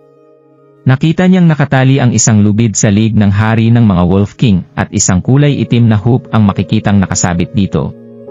Hindi nagmukhang jade ang hoop na yon pero nagawa nitong maglabas ng aura mula sa spiritual energy. Masyado itong kamangha-mangha. Ano ang isang ito? Napakunot ng kanyang noo si Daryl. Hinila niya ang gawa sa jade na hoop at hinawakan para maobserbahan ng husto. Sa mga sandaling iyon, nakahanda na ang iba pang mga lobo na umatake. Pero agad na umiyak at dahan-dahang umatras ang puno ng takot na mga lobo nang makita nilang hawak ni Daryl ang hoop na iyon.